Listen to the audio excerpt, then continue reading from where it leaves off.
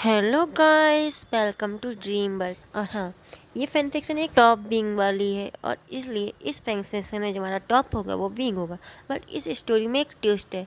इसमें जो वांगजी सीचन है वो दोनों ही बीइंग के बॉटम पार्टनर होंगे, क्योंकि आपने देखा ये हर बार जो बीइंग होता है वो टॉप की जगह बॉटम बनता है। बॉटम बनने के साथ उसके दो हस्बैंड होते हैं, तो इसलिए मैंने इस स्टोरी में ट्विस्ट रखा और इसमें बीइंग के दो हस्बैंड होंगे, बट वो दोनों ही ओमेगा होंगे। और ये एक ओमेगा वर्ल्ड स्टोरी है, क्योंकि मैं अपनी स्टोरी में लिखती नहीं हूँ कि मैं ओमेगा वर्ल्ड है या फिर अल्फ़ा वर्ल्ड है, तो मैं बता देती हूँ कि ये एक ओमेगा वर्ल्ड है। तो हम स्टोरी स्टार्ट करते हैं। गुसु में मैडम लैन प्रेग्नेंट है, वो भी दो बेबी के साथ। जो बात उन्हें नहीं पता है और ना ही बाकी सभी को, कि उस टाइम जुड़वा बच्चे आसानी से नहीं होते थे और इसीलिए मैडम लैन के बारे में ज़्यादा जानकारी ना होने की वजह से मैडम लैन के जो ट्विन बेबी होते हैं उनमें थोड़ी कॉम्प्लिकेशन होती है। बट मैडम लैन एक नॉन कल्टिवेटर थी और यही सबसे बड़ी बात थी कि वो ट्विन बेबी से प्रेग्नेंट भी थी और नॉन कल्टिवेटर भी थी, इसलिए उनकी प्रेगनेंसी ज़्यादा कॉम्प्लिकेटेड थी। और जिस वैद्य को इस बारे में पता था वो वैद्य अभी गुसू में था नहीं, इसी वजह से मैडम लैन को और भी दिक्कत हो रही थी प्रेगनेंसी में।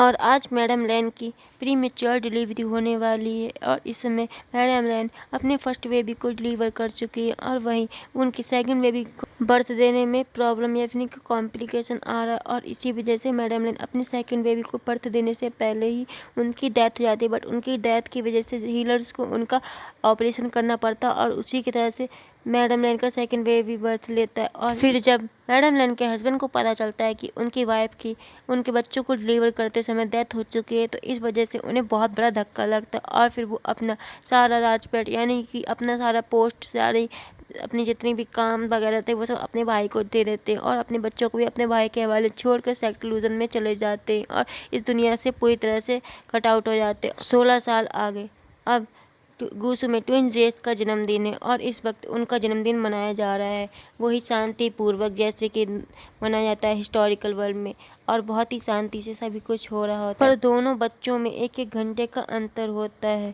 पहले बेबी का नाम सीचैन होता है, वहीं दूसरे बेबी का नाम वांगजी होता है और बाकी की डिटेल तो आपको पता ही है। अब आ जाते हैं दूसरी तरफ। एक जगह और थी जहाँ पे बहुत ही ज़्यादा शांति थी और वहाँ आसपास कोई नहीं था। वहाँ पे एक इंसान बैठा हुआ था और एक इंसान खड़ा था। वो इंसान और कोई नहीं, गुसु का अभी का सेक्ट लीडर और उससे पहले का सेक्ट लीडर था चिरैन और उनका भाई। दोनों बातें कर रहे थे। इस बीच चिरैन से उनका भाई कहता है कि तुम्हें याद है ना कि ये दोनों अब 16 साल के हो चुके हैं और ये दोनों ही ओमेगा है। मेरी वाइफ का प्रॉमिस पूरा करने का वक्त आ गया है और तुम्हें याद होना चाहिए इन दोनों की मैरिज की वाइफ ने इनके बर्थ लेने से पहले ही अपनी दोस्त कांसे सैरन के बेटे के साथ तय कर दी थी, जो कि एक अल्फा है। और मेरी वाइफ को ये बात नहीं पता था कि वो जुड़वा बच्चों के साथ प्रेग्नेंट है। बट लैन से वादा कर देते और उन्हें वादे पर अमल करना चाहिए, इसीलिए मैं अपनी वाइफ के वादे को पूरा करूँगा और मेरे दोनों ओमेगा बेटों की शादी कांसे सैरन अल्फा बेटे से ही अब हमारी दोनों बेटों का शादी होगी। और हाँ, इन दोनों को किसी और से शादी और प्यार करने की इजाज़त नहीं है, ये बात तुमने ध्यान में रखी है ना। इस बात को सुनकर चिरैन कहते हैं, नहीं, मैंने उन्हें यह तो नहीं बताया कि उनकी मैरिज किसके साथ होगी, बट मैंने उन दोनों को ही बता रखा है कि उन दोनों की मैरिज पहले ही बचपन से तय। उनकी मॉम ने अपनी दोस्त से वादा किया था और उसी वादे को उन दोनों को पूरा करना होगा। और वांगजी और सीचेन दोनों ही इस बात के लिए मान गए थे और इसीलिए वो किसी अल्फा की तरफ देखते भी नहीं और उनके अभी तक कोई हीट भी नहीं आई है। इस वजह से उन दोनों को अभी कोई प्रॉब्लम नहीं होगी, बट हमें जल्दी एक स्क्रॉल भेजना होगा। जिस पर चिरैन कहते हैं जी भाई, और फिर चिरैन कहते हैं बट अभी वांगजी और सीचेन छोटे हैं, अभी वो सिर्फ 16 साल के ही तो हुए। जिस पर उसका भाई कहता है जितनी जल्दी हो सके मुझे उन दोनों की मैरिज करनी है, जिससे मैं अपनी वाइफ का वादा पूरा कर सकूं। मैं नहीं चाहता मेरे वाइफ को वादा पूरे होने में कोई दिक्कत है और अभी इन दोनों को इतने कुछ ज़्यादा पता भी नहीं है, तो ये उम्र इनके लिए ठीक है। इस पर चिरैन कुछ नहीं कहते और अपने भाई से जाने की आज्ञा कर लेते हैं और फिर चले जाते हैं। वहीं चिरैन सोचते हैं मेरे दोनों छोटे नेफ्यू कितने अच्छे हैं, मैं उन दोनों को अपने साथ रखना चाहता था, बट मैं ऐसा नहीं कर सकता क्योंकि मेरा भाई ये सब चाहता है, तो मुझे उसकी आज्ञा का पालन करना होगा। उसके बाद चिरैन अपने दोनों नेफ्यू को बुलाते और कहते कुछ समय बाद तुम्हारा अल्फा यहाँ गुसू में आने वाला होगा और तुम दोनों का ही उसका पूरा ख्याल रखना और उसकी हर बात माननी है, उसे किसी बात की तकलीफ नहीं होनी चाहिए। जिस पर वांगजी और सीचैन खुशी खुशी हाँ कहते। तभी चिरैन कहते हैं कि वांग जी तुम्हें यहाँ से कुछ समय के लिए जाना होगा, तुम्हें एक काम करना है। जिस पर वांग जी बोल देता है जी अंकल। जिस पर चिरैन कहते हैं तुम्हें यहाँ से जाके वो काम कंप्लीट करना है और कंप्लीट करने के बाद तुम वापस आ सकते। और हाँ, इस बात का ध्यान रखना कि तुम अपनी हीट की दवाई ले जाओ, वरना कोई दिक्कत भी हो सकती। जिस पर वांग जी मान जाता है और खुशी खुशी वहाँ से चला जाता है। वहीं चिरैन कहते हैं फिर सीचैन से, सीचैन तुम इस बात का ध्यान रखना कि तुम्हारा अल्फा यहाँ पर दुखी ना और उसे हर जगह घुमाओ। वैसे वांग जी भी इस बात का ध्यान रखेगा, बट तुम्हें भी इस बात का ध्यान रखना है। और हाँ, गलती से भी उसे कोई दिक्कत नहीं होनी चाहिए, वो तुम दोनों का ही अल्फा है, तो तुम दोनों को उसे खुश रखना होगा। और हाँ, तुम्हारे लिए मैं बता देता हूँ ध्यान से कि तुम उससे ज़्यादा रूड बिहेव में मत करना। मुझे पता है तुम वांग जी के लिए उससे निगलेक्ट कर सकते हो, बट तुम्हें इस बात का ध्यान रखना है कि तुम्हें वांग जी और अपने हस्बैंड दोनों का ही ख्याल रखना होगा। और तुम अपने फ्यूचर हस्बैंड को कतई भी निराश नहीं करो। जिस पर चिरैन कहता है जी अंकल, मैं वांग जी को भी बता दूंगा और इस बात का खुद भी ध्यान रखूँगा कि हमारा अल्फा हमारी वजह से कोई तकलीफ़ में ना आए। जिस पर चिरैन कहते हैं ठीक है, तो तुम इस बात का ध्यान रखना और मैं अब यहाँ से तुम जा सकते हो। जिस पर सीचैन चले जाते हैं और फिर चिरैन कहता है उफ, मैं नहीं चाहता कि मेरे नेफ्यू की मैरिज उस बेवकूफ़ अल्फ़ा के साथ। तो वो बहुत बड़ा वाला शैतान है, वो मेरे दोनों नेफ्यू को बहुत ज़्यादा परेशान करेगा। यही सब चिरैन सोच रहे होते, पर वो कुछ कर भी नहीं सकते। उन्हें अपने दोनों नेफ्यू की शादी उस बीइंग से करनी ही होगी। समझ गए होगे वो कौन होगा जिसके बारे में चिरैन बात कर रहा है। बट मुझे बहुत अच्छा लगता है जब नॉटी बीइंग हो। तो फिर अब चिरैन इसी बात को सोच रहा होता और कहता है मैं कैसे अपने नेफ्यू को उसके हवाले छोड़ सकता हूँ, मुझे बहुत बुरा लग रहा है। वो मेरे नेफ्यू से 2 साल बड़ा है और इसीलिए वो अब आ रहा है और मेरे नेफ्यू भी 16 साल के हो गए हैं। मैं अपने 16 साल के नेफ्यू को उस बीइंग के हवाले कैसे छोड़ सकता हूँ। वो कितना बड़ा वाला नॉटी इंसान है, वो मेरे दोनों नेफ्यू को बहुत दुखी करेगा। मैं नहीं चाहता मैं अपने दोनों नेफ्यू की शादी उस बंदे से करूँ। वो सोचते क्यों ना मैं 2 साल के लिए शादी को किसी तरह से रोक सकूँ। तो मैं कोशिश करूँगा कि मैं किसी तरह से बीइंग की फैमिली को मना सकूँ कि 2 साल बाद मैरिज हो, तब मेरे दोनों नेफ्यू 18 के हो जाएंगे। वैसे वो बहुत ज़्यादा इंटेलिजेंट है और इसलिए मुझे शायद उन्हें सतर्क करने की ज़रूरत नहीं होगी बीइंग से। तो मैं उन्हें अपने नेफ्यू के भरोसे छोड़ सकता हूँ। और मैं बताना तो भूल ही गया अपने नेफ्यू को कि उसे अपने आप को छूने नहीं देना है। बट मेरे नेफ्यू बहुत समझदार, बहुत अच्छे हैं। बट चिरैन को क्या पता था वो कितनी बड़ी गलती कर रहा है उन्हें इस तरह से ना बता के। वांग जी और सीचैन के बारे में हम बहुत कुछ जान चुके हैं। अब हम आ जाते हैं विंग की तरफ, विंग को जानने के लिए। विंग ईलिंग का राजकुमार है। उसकी फैमिली में उसके फादर, मदर और 2 कज़न्स हैं। कज़न दोनों अल्फा हैं। एक लड़की है और एक बॉय है। लड़की का नाम यानली और लड़के का नाम जियांग चेन है। दोनों ही विंग के साथ बहुत खुश रहते हैं और ज़्यादातर वक्त ईलिंग में ही बिताते हैं विंग के साथ। विंग उन दोनों को ही बहुत ज़्यादा प्यार करता है। बट विंग को बचपन से ही बता दिया गया था कि विंग के लिए 2 ओमेगा पार्टनर है और जो कि गूसू में रहते हैं। विंग हमेशा अपने बचपन से ही कहता है जब मैं बड़ा हो जाऊंगा तब मैं गूसू जाऊंगा, गूसू जाके मैं अपने ओमेगा पार्टनर को ईलिंग में लेके आऊँगा और उनके साथ खेलूँगा भी। ऐसा ही बचपन में कहता है। तो और आज उसके भाई बहन उसे चिढ़ाते हैं इसी बात को लेके कि वो बचपन में ये सब बोलता था। ये बात जानकर विंग बहुत ज़्यादा अपने आप को एम्बेरस फील करता है। बट विंग बहुत ज़्यादा खुश भी था कि उसके पार्टनर पहले से ही हैं और उसकी मॉम की दोस्त के बच्चे हैं। और के बाद विंग भी जानता था कि उसकी मॉम ने जब वादा किया था मैरिज का तब उनके पेट में 2 बेबी हैं। ये बात विंग के पेरेंट्स को पता भी नहीं था और वह बात से विंग बहुत ज़्यादा खुश होता है कि उसके 2 ओमेगा है, बाकी को एक नहीं मिलती और उसके 2 हैं। और वो चिढ़ाता भी है अपने भाइयों बहनों को कि तुम्हारा तो एक नहीं है, मेरे पास 2 हैं, अब बताओ कौन सुपीरियर है। ये बात सुनकर जियांग चेन और यानली कहते हैं हाँ भाई, वो तेरे 2 हैं, मेरे एक भी नहीं है, तू खुश हो जाए इसी बात से।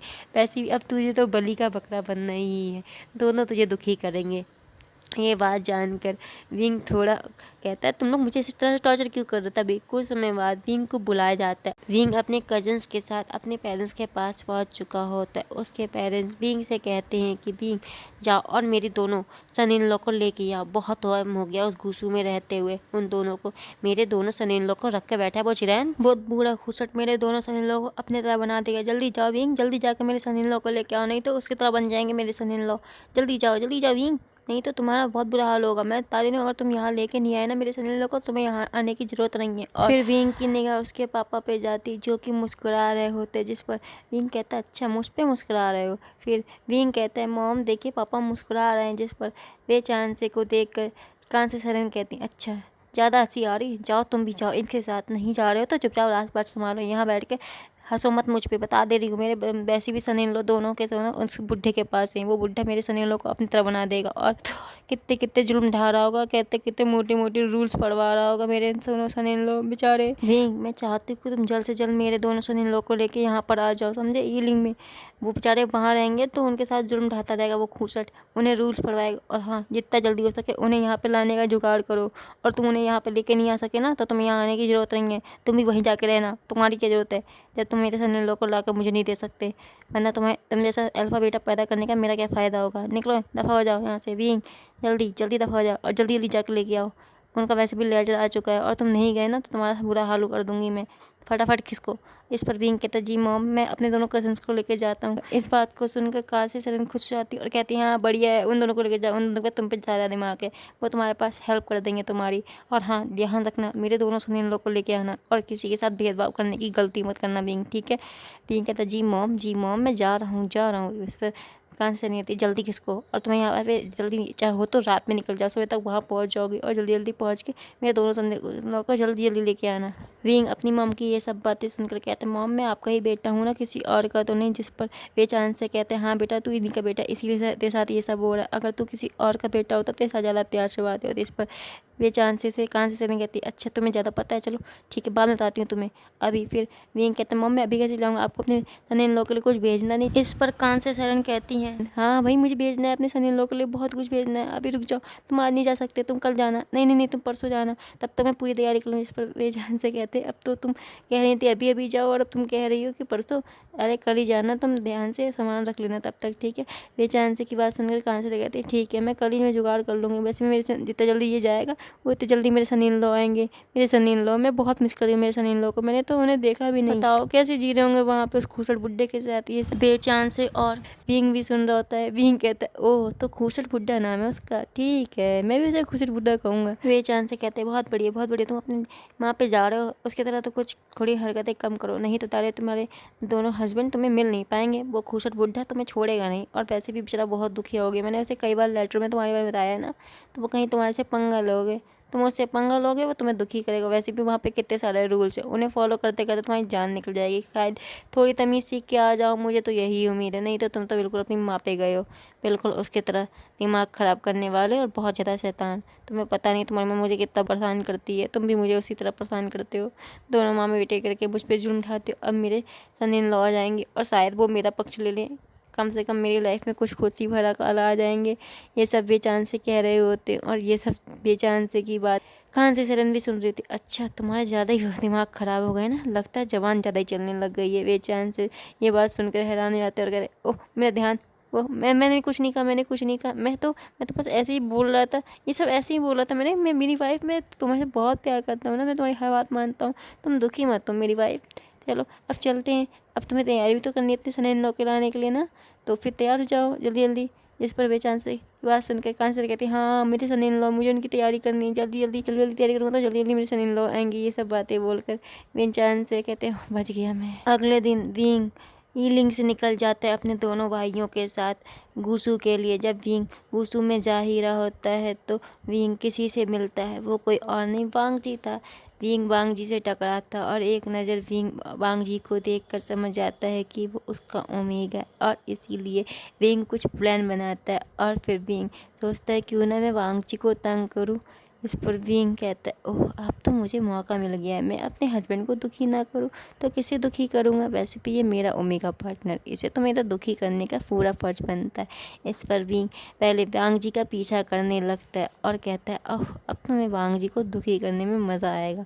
विंग देखता है वांगजी घूम रहा होता है और किसी काम के चलते जा रहा होता है, बट विंग कुछ ऐसा करता है कि वांगजी विंग को देखे और उसे याद रखे। विंग जाता है वांगजी के पास और जाके सीधे उससे टकराता है। जैसे ही विंग और वांगजी एक दूसरे से टकराते हैं, विंग फट से वांगजी के होठों पे किस करता है, और जैसे ही विंग वांगजी के होठों पे किस करता है, वांगजी पूरी तरह से शॉक हो चुका था। अब वो कुछ बोलने के हालत में नहीं था, वो कुछ समझ भी नहीं पा रहा था कि उसके साथ क्या हो गया।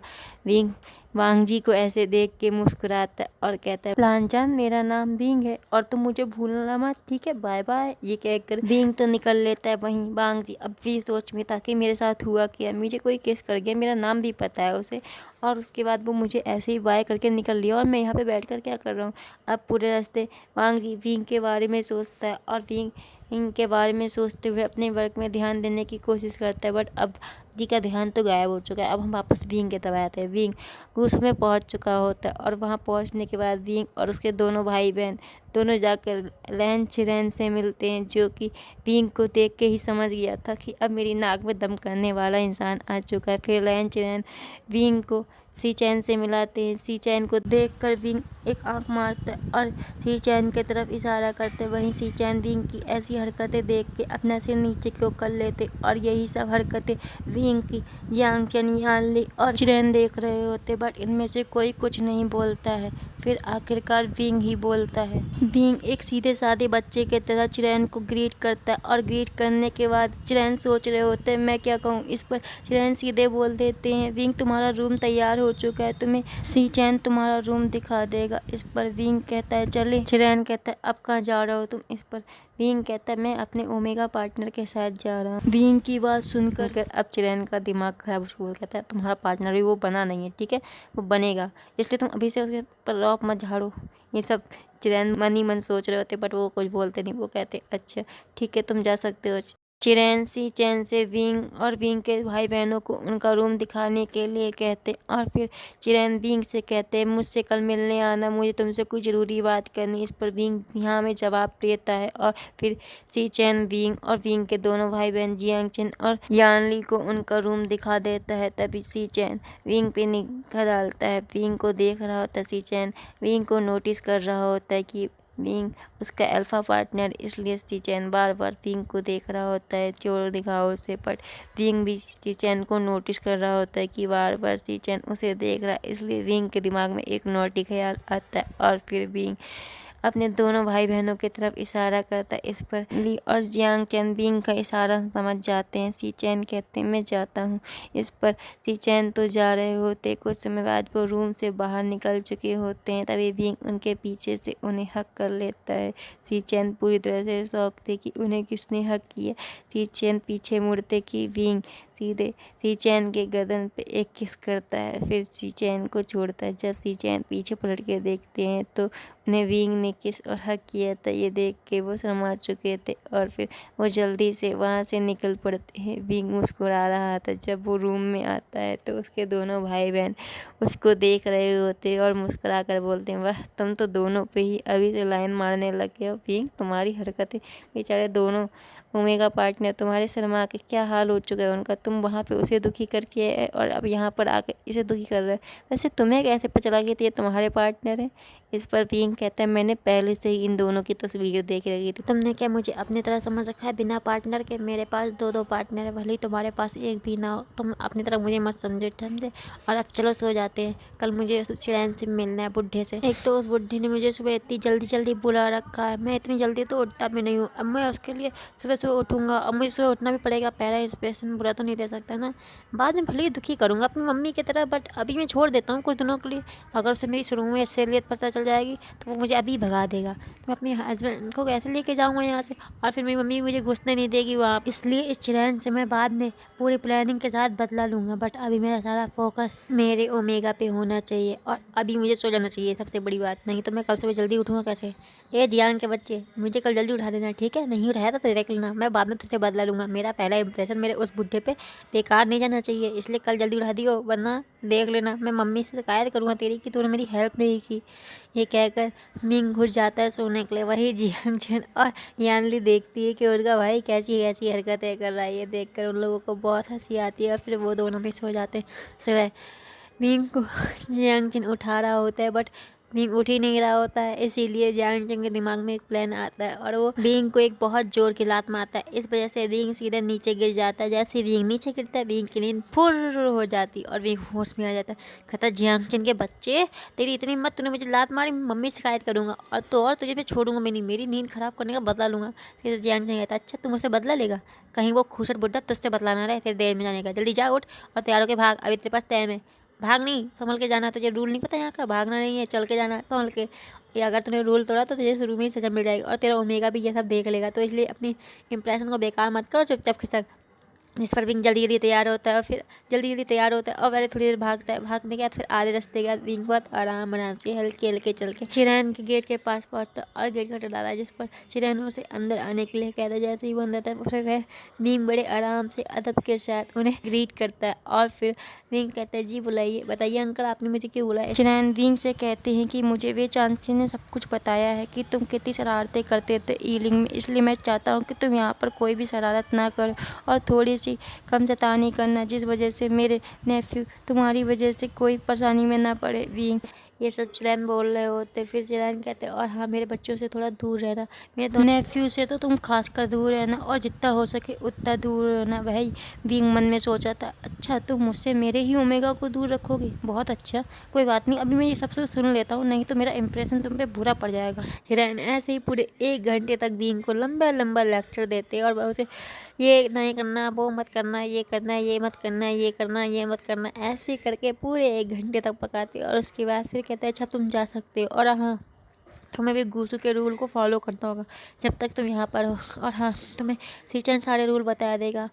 जिस पर विंग हाँ में जवाब देता और फिर सीचैन को बुलाते हैं चिरैन और फिर सीचैन से कहते हैं तुम विंग का ख्याल रखना और विंग को सारे रूल बता देना। विंग सीचैन के साथ चिरैन को ग्रीट करते हैं और उसके बाद सीचैन और विंग निकल जाते हैं। विंग कहता है बोले तुम मुझे अपना रूम क्यों नहीं दिखाते, शुरुआत तुम अपने घर से दिखाने से करो। जिस पर सीचैन विंग की बात मान जाते हैं और विंग के साथ अपने हाउस में आते हैं। पहले सीचैन अंदर जाता है फिर विंग अंदर जाता है। विंग को सीचैन बताती है जिंगजी इससे थोड़ा दूर ही है। इस पर विंग पूछता जिंगजी, वो कहता है बांगजी का हाउस। इस पर सीचैन की बात सुनकर विंग कहता है अच्छा बांगजी का हाउस मैं बांगजी के साथ देखूंगा और तुम्हारा हाउस मैं तुम्हारे साथ देख लेता हूँ। विंग की ये बातें सुनकर सीचैन को बहुत अच्छा लगता है कि विंग दोनों के बारे में बराबर सोचता है। इस पर सीचैन खुश हो जाते और फिर विंग को अपना घर दिखाने लगते। वही विंग चारों तरफ देख रहा होता है। विंग को जब कोई नजर नहीं आता तो विंग खुश हो जाता और सीधे विंग सीचैन के पास जाता है और पीछे से गले लगा लेता है। सीचैन विंग की ऐसी हरकत देख के कुछ नहीं कहते और चुपचाप रहते हैं। वही विंग इस बात का फ़ायदा उठाता है और फिर सीचैन के नेक में किस करने लगता है। सीचैन विंग को रोकना चाहते थे मगर सीचैन को याद था कि उनके अंकल ने उनसे क्या कहा था, इसलिए सीचैन सोच रहे थे कि मैं आखिर करूँ क्या। फिर सीचैन कुछ कहते उससे पहले विंग पूछता है तुम ये बताओ सीचैन कि तुम मुझे पसंद करते हो। जिस पर सीचैन शर्माने लगती और कहते वो फिर सीचैन से विंग कहता अच्छा चलो छोड़ो, ये बताओ तुम्हारे अंकल ने मेरा ध्यान रखने के लिए कहा था। जिस पर सीचैन कहते हैं हाँ, उन्होंने कहा था तुम मेरी हर बात मानो। जिस पर सीचैन फिर से हाँ बोलते हैं। सीचैन पूछते विंग पूछता है क्या उनने ये भी कहा था कि तुम मेरी हर बात का ध्यान रखोगे। इस पर सीचैन फिर से हाँ बोलते। फिर विंग खुश हो जाता और कहता है चलो तो फिर अब वो बात मानो। और फिर सीचैन वो विंग किस करने लगता है उनके नेक में किस करते करते सीचैन को विंग का हर एक टच महसूस हो रहा होता और सीचैन हर टच फील भी कर रहे होते। सीचैन को ये टच बहुत अच्छा लग रहा होता और बहुत ऑकवर्ड भी फील हो रहा होता और ये सब विंग को महसूस भी हो रहा होता है। पर विंग सीचैन को बहुत ऑकवर्ड फील कर रहे होते पर विंग यहीं पर नहीं रुकता। विंग वे सीचैन के दोनों रोप खोलने लगता है। ऐसे करते करते सीचैन के अपर रोप विंग ने खोल दिए होते हैं आगे से और अभी भी सीचैन के विंग पीछे ही होता है। फिर विंग सीचैन को घुमाता है और उन्हें देखने लगता है। सीचैन शर्मा रहे होते हैं और विंग को रोकना भी चाहते थे बट फिर सीचैन को याद आता है कि विंग ने क्या कहा था, इसलिए विंग को सीचैन नहीं रोकते और फिर सीधे विंग जाकर सीचैन के होठों पे किस करने लगते। विंग और सीचैन की किस चली रही होती। विंग के साथ सीचैन भी विंग की किस में इन्वॉल्व हो चुके थे। सीचैन को फील होता है कि विंग के दोनों हाथ उनकी बॉडी में घूम रहे हैं, वो भी अपर पार्ट पे।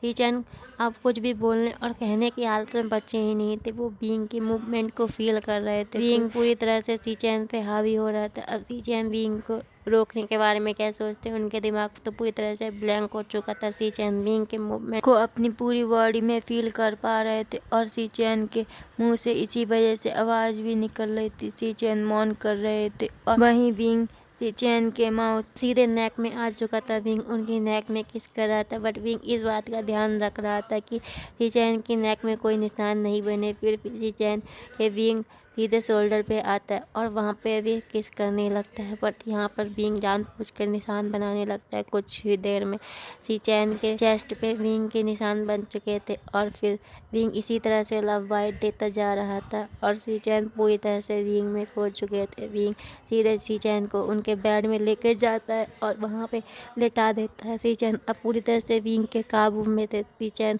विंग को रोक भी नहीं पा रहे थे और रोकना चाहते भी नहीं थे, इसलिए विंग इस बात का फ़ायदा उठाता है और फिर विंग सी-चैन की लोअर ड्रेस को भी थोड़ा नीचे खिसका देता है और इसके बाद सीधे विंग सी-चैन के लोअर पार्ट को छूने लगता है। सी-चैन पूरी तरह से चौंक जाते हैं। फिर सी-चैन कुछ बोलते उससे पहले ही विंग फिर से सी-चैन के माउथ पे किस करने लगता है। कुछ ही देर में सी-चैन ये सब भूल जाते और जो विंग कर रहा होता है उसे करने देते। विंग इसी तरह से सी-चैन को ऊपर किस कर रहा होता है। वहीं विंग का दूसरा हाथ सी-चैन के लोअर पार्ट पे होता है और उसी बहुत तेजी से रब कर रहा होता है। सी-चैन ऐसे ही अपने आप को फुल टू मैस बना हुआ देख रहे होते। सी-चैन अपनी आंखों को बंद कर लेते और विंग जो कर रहा होता है उसे करने देते। सी-चैन कुछ ही देर में विंग के हाथों में ही रिलीज हो जाते। सी-चैन अब गहरी गहरी सांसें ले रहे होते। सी-चैन अपनी गहरी गहरी सांसें लेते हुए ही विंग से पूछते, विंग विंग ये सब क्या था। विंग ये बहुत ही ज़्यादा अजीब था बट मुझे अच्छा भी लग रहा था।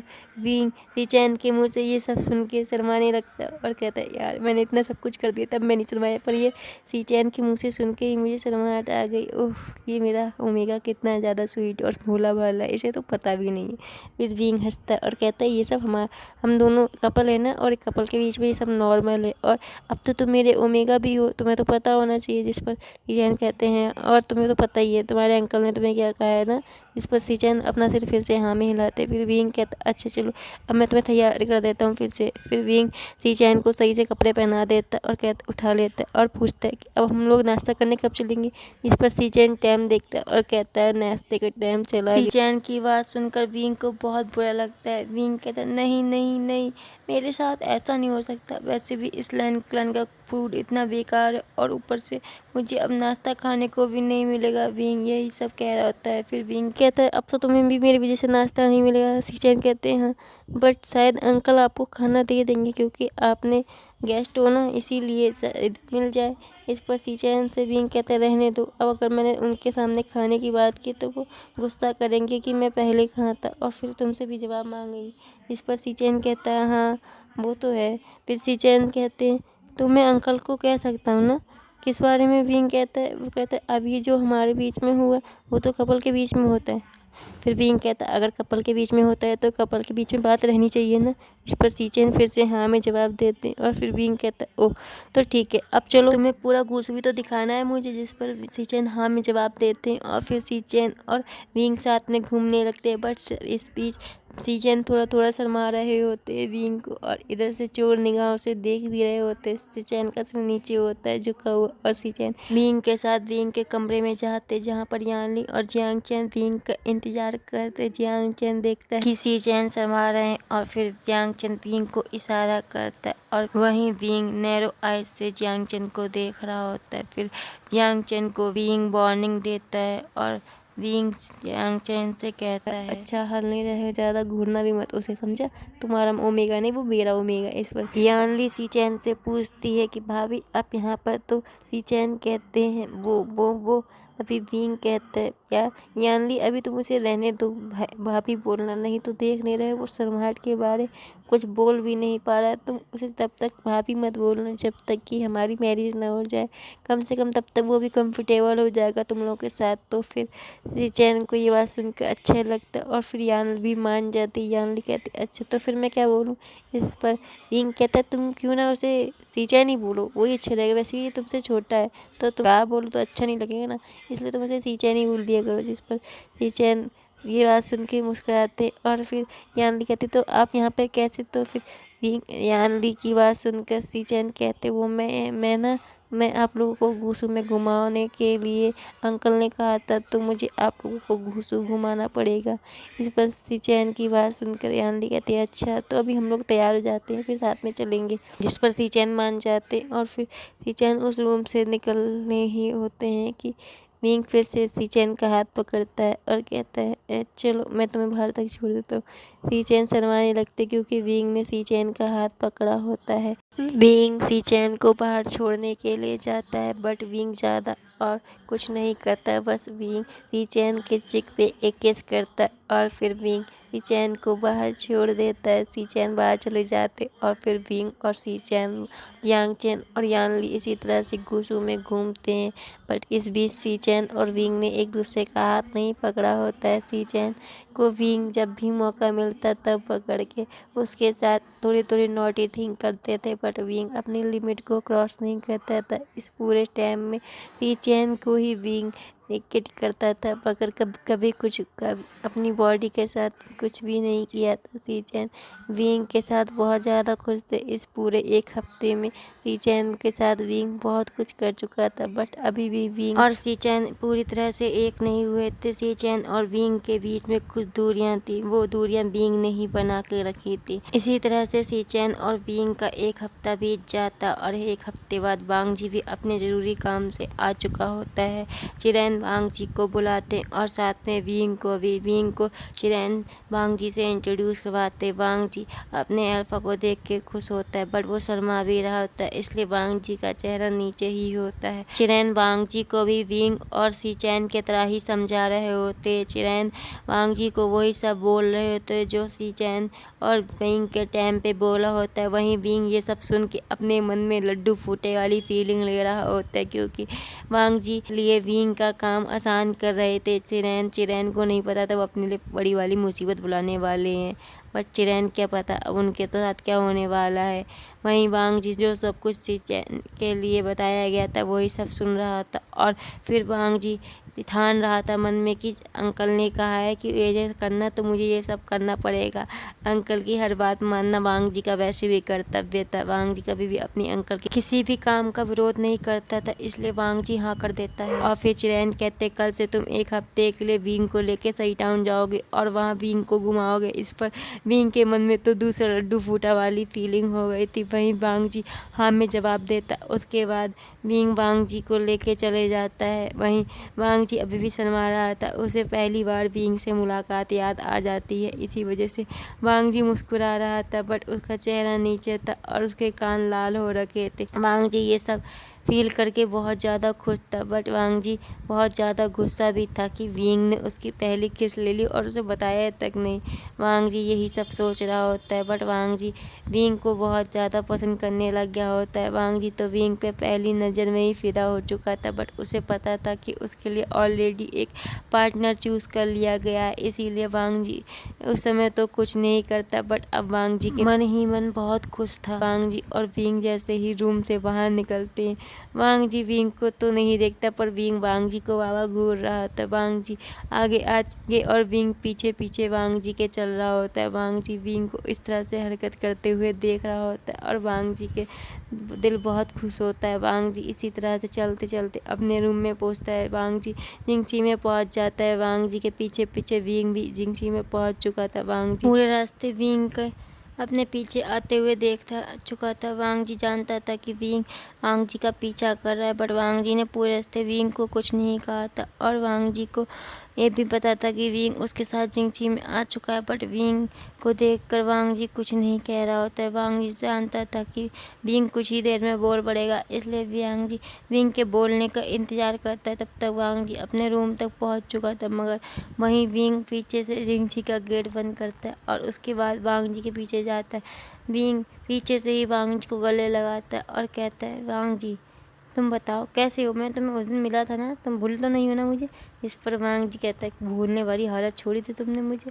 वांगजी ये सब मन में सोच रहा होता है, बट वांगजी कुछ नहीं कहता सामने से। तभी विंग कहता है कैसे भूलोगे, मैं तुम्हें इतनी बढ़िया याददाश्त दी थी, तुम मुझे भूल जाते तो फिर तो मेरा तुम्हें याद दिलाने का दूसरा तरीका अपनाना पड़ेगा। ये कहकर वांगजी विंग को अपनी तरफ घुमाता और सडनली वांगजी को विंग किस करने लगता है। विंग के किस की वजह से वांगजी पूरी तरह से शॉक हो चुका होता है और वांगजी इसी शौक हालत में होता है। वहीं विंग वांगजी की इसी हालत का फ़ायदा उठा के वांगजी को किस कर रहा होता है। विंग वांगजी को किस कर ही रहा होता है कि विंग अपनी टंग से वांगजी के माउथ में एंट्री लेने के लिए करता है। जैसे ही वांगजी विंग को ऐसा करते हुए महसूस करता है। वांग जी का माउथ खुद ब खुद ओपन हो जाता है और वांग जी के माउथ के अंदर विंग अपनी टंग को स्लाइड कर देता है। कुछ ही देर में वांग जी के माउथ में विंग की टंग राउंड हो रही होती है। वांग जी के पूरे माउथ में विंग की टंग वांग जी को फील हो रहा होता है। वांग जी कुछ नहीं कहता और विंग जो कर रहा होता है उसे रोकता भी नहीं है। कुछ ही देर में वांग जी विंग की किस में पूरी तरह से खो चुका था और जैसे जैसे विंग कर रहा था वैसे वैसे वांग जी भी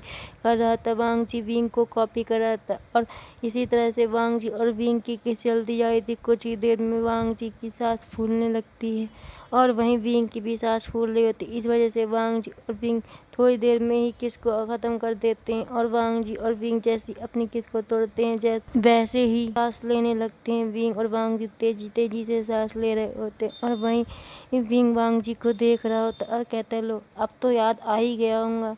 बट उस समय मैंने बहुत स्मॉल किस की थी, पर इस टाइम मैंने बहुत लंबी किस की है, तो तुम मुझे गलती से भी नहीं भूलोगे और वैसे भी मैं तुम्हारा अल्फा हूँ। ये सुनकर भी की बात सुनकर तो वांग जी अब शर्मा रहा होता है। वांग जी इतना ज़्यादा शर्मा रहा होता है कि वांग जी ने अपना सर नीचे घुसा लिया होता है। ऐसा लग रहा था कुछ ही देर में वांग जी का सर धरती के अंदर होगा, बट वांग जी थोड़ा सा ही झुकाया हुआ होता है अपना सर और विंग वांग जी को देख रहा होता है। वांग जी नीचे देख रहा होता है और विंग वांग जी को देख देख के हंस रहा होता है, पर वांग जी को विंग की इस हंसी के बारे में कुछ पता नहीं चलता क्योंकि वांग जी का सर नीचे था और विंग अपने मुंह में अपने हाथ रखा हुआ था और हंस रहा था। वांग जी इस तरह से शर्माते हुए बहुत क्यूट लग रहा था।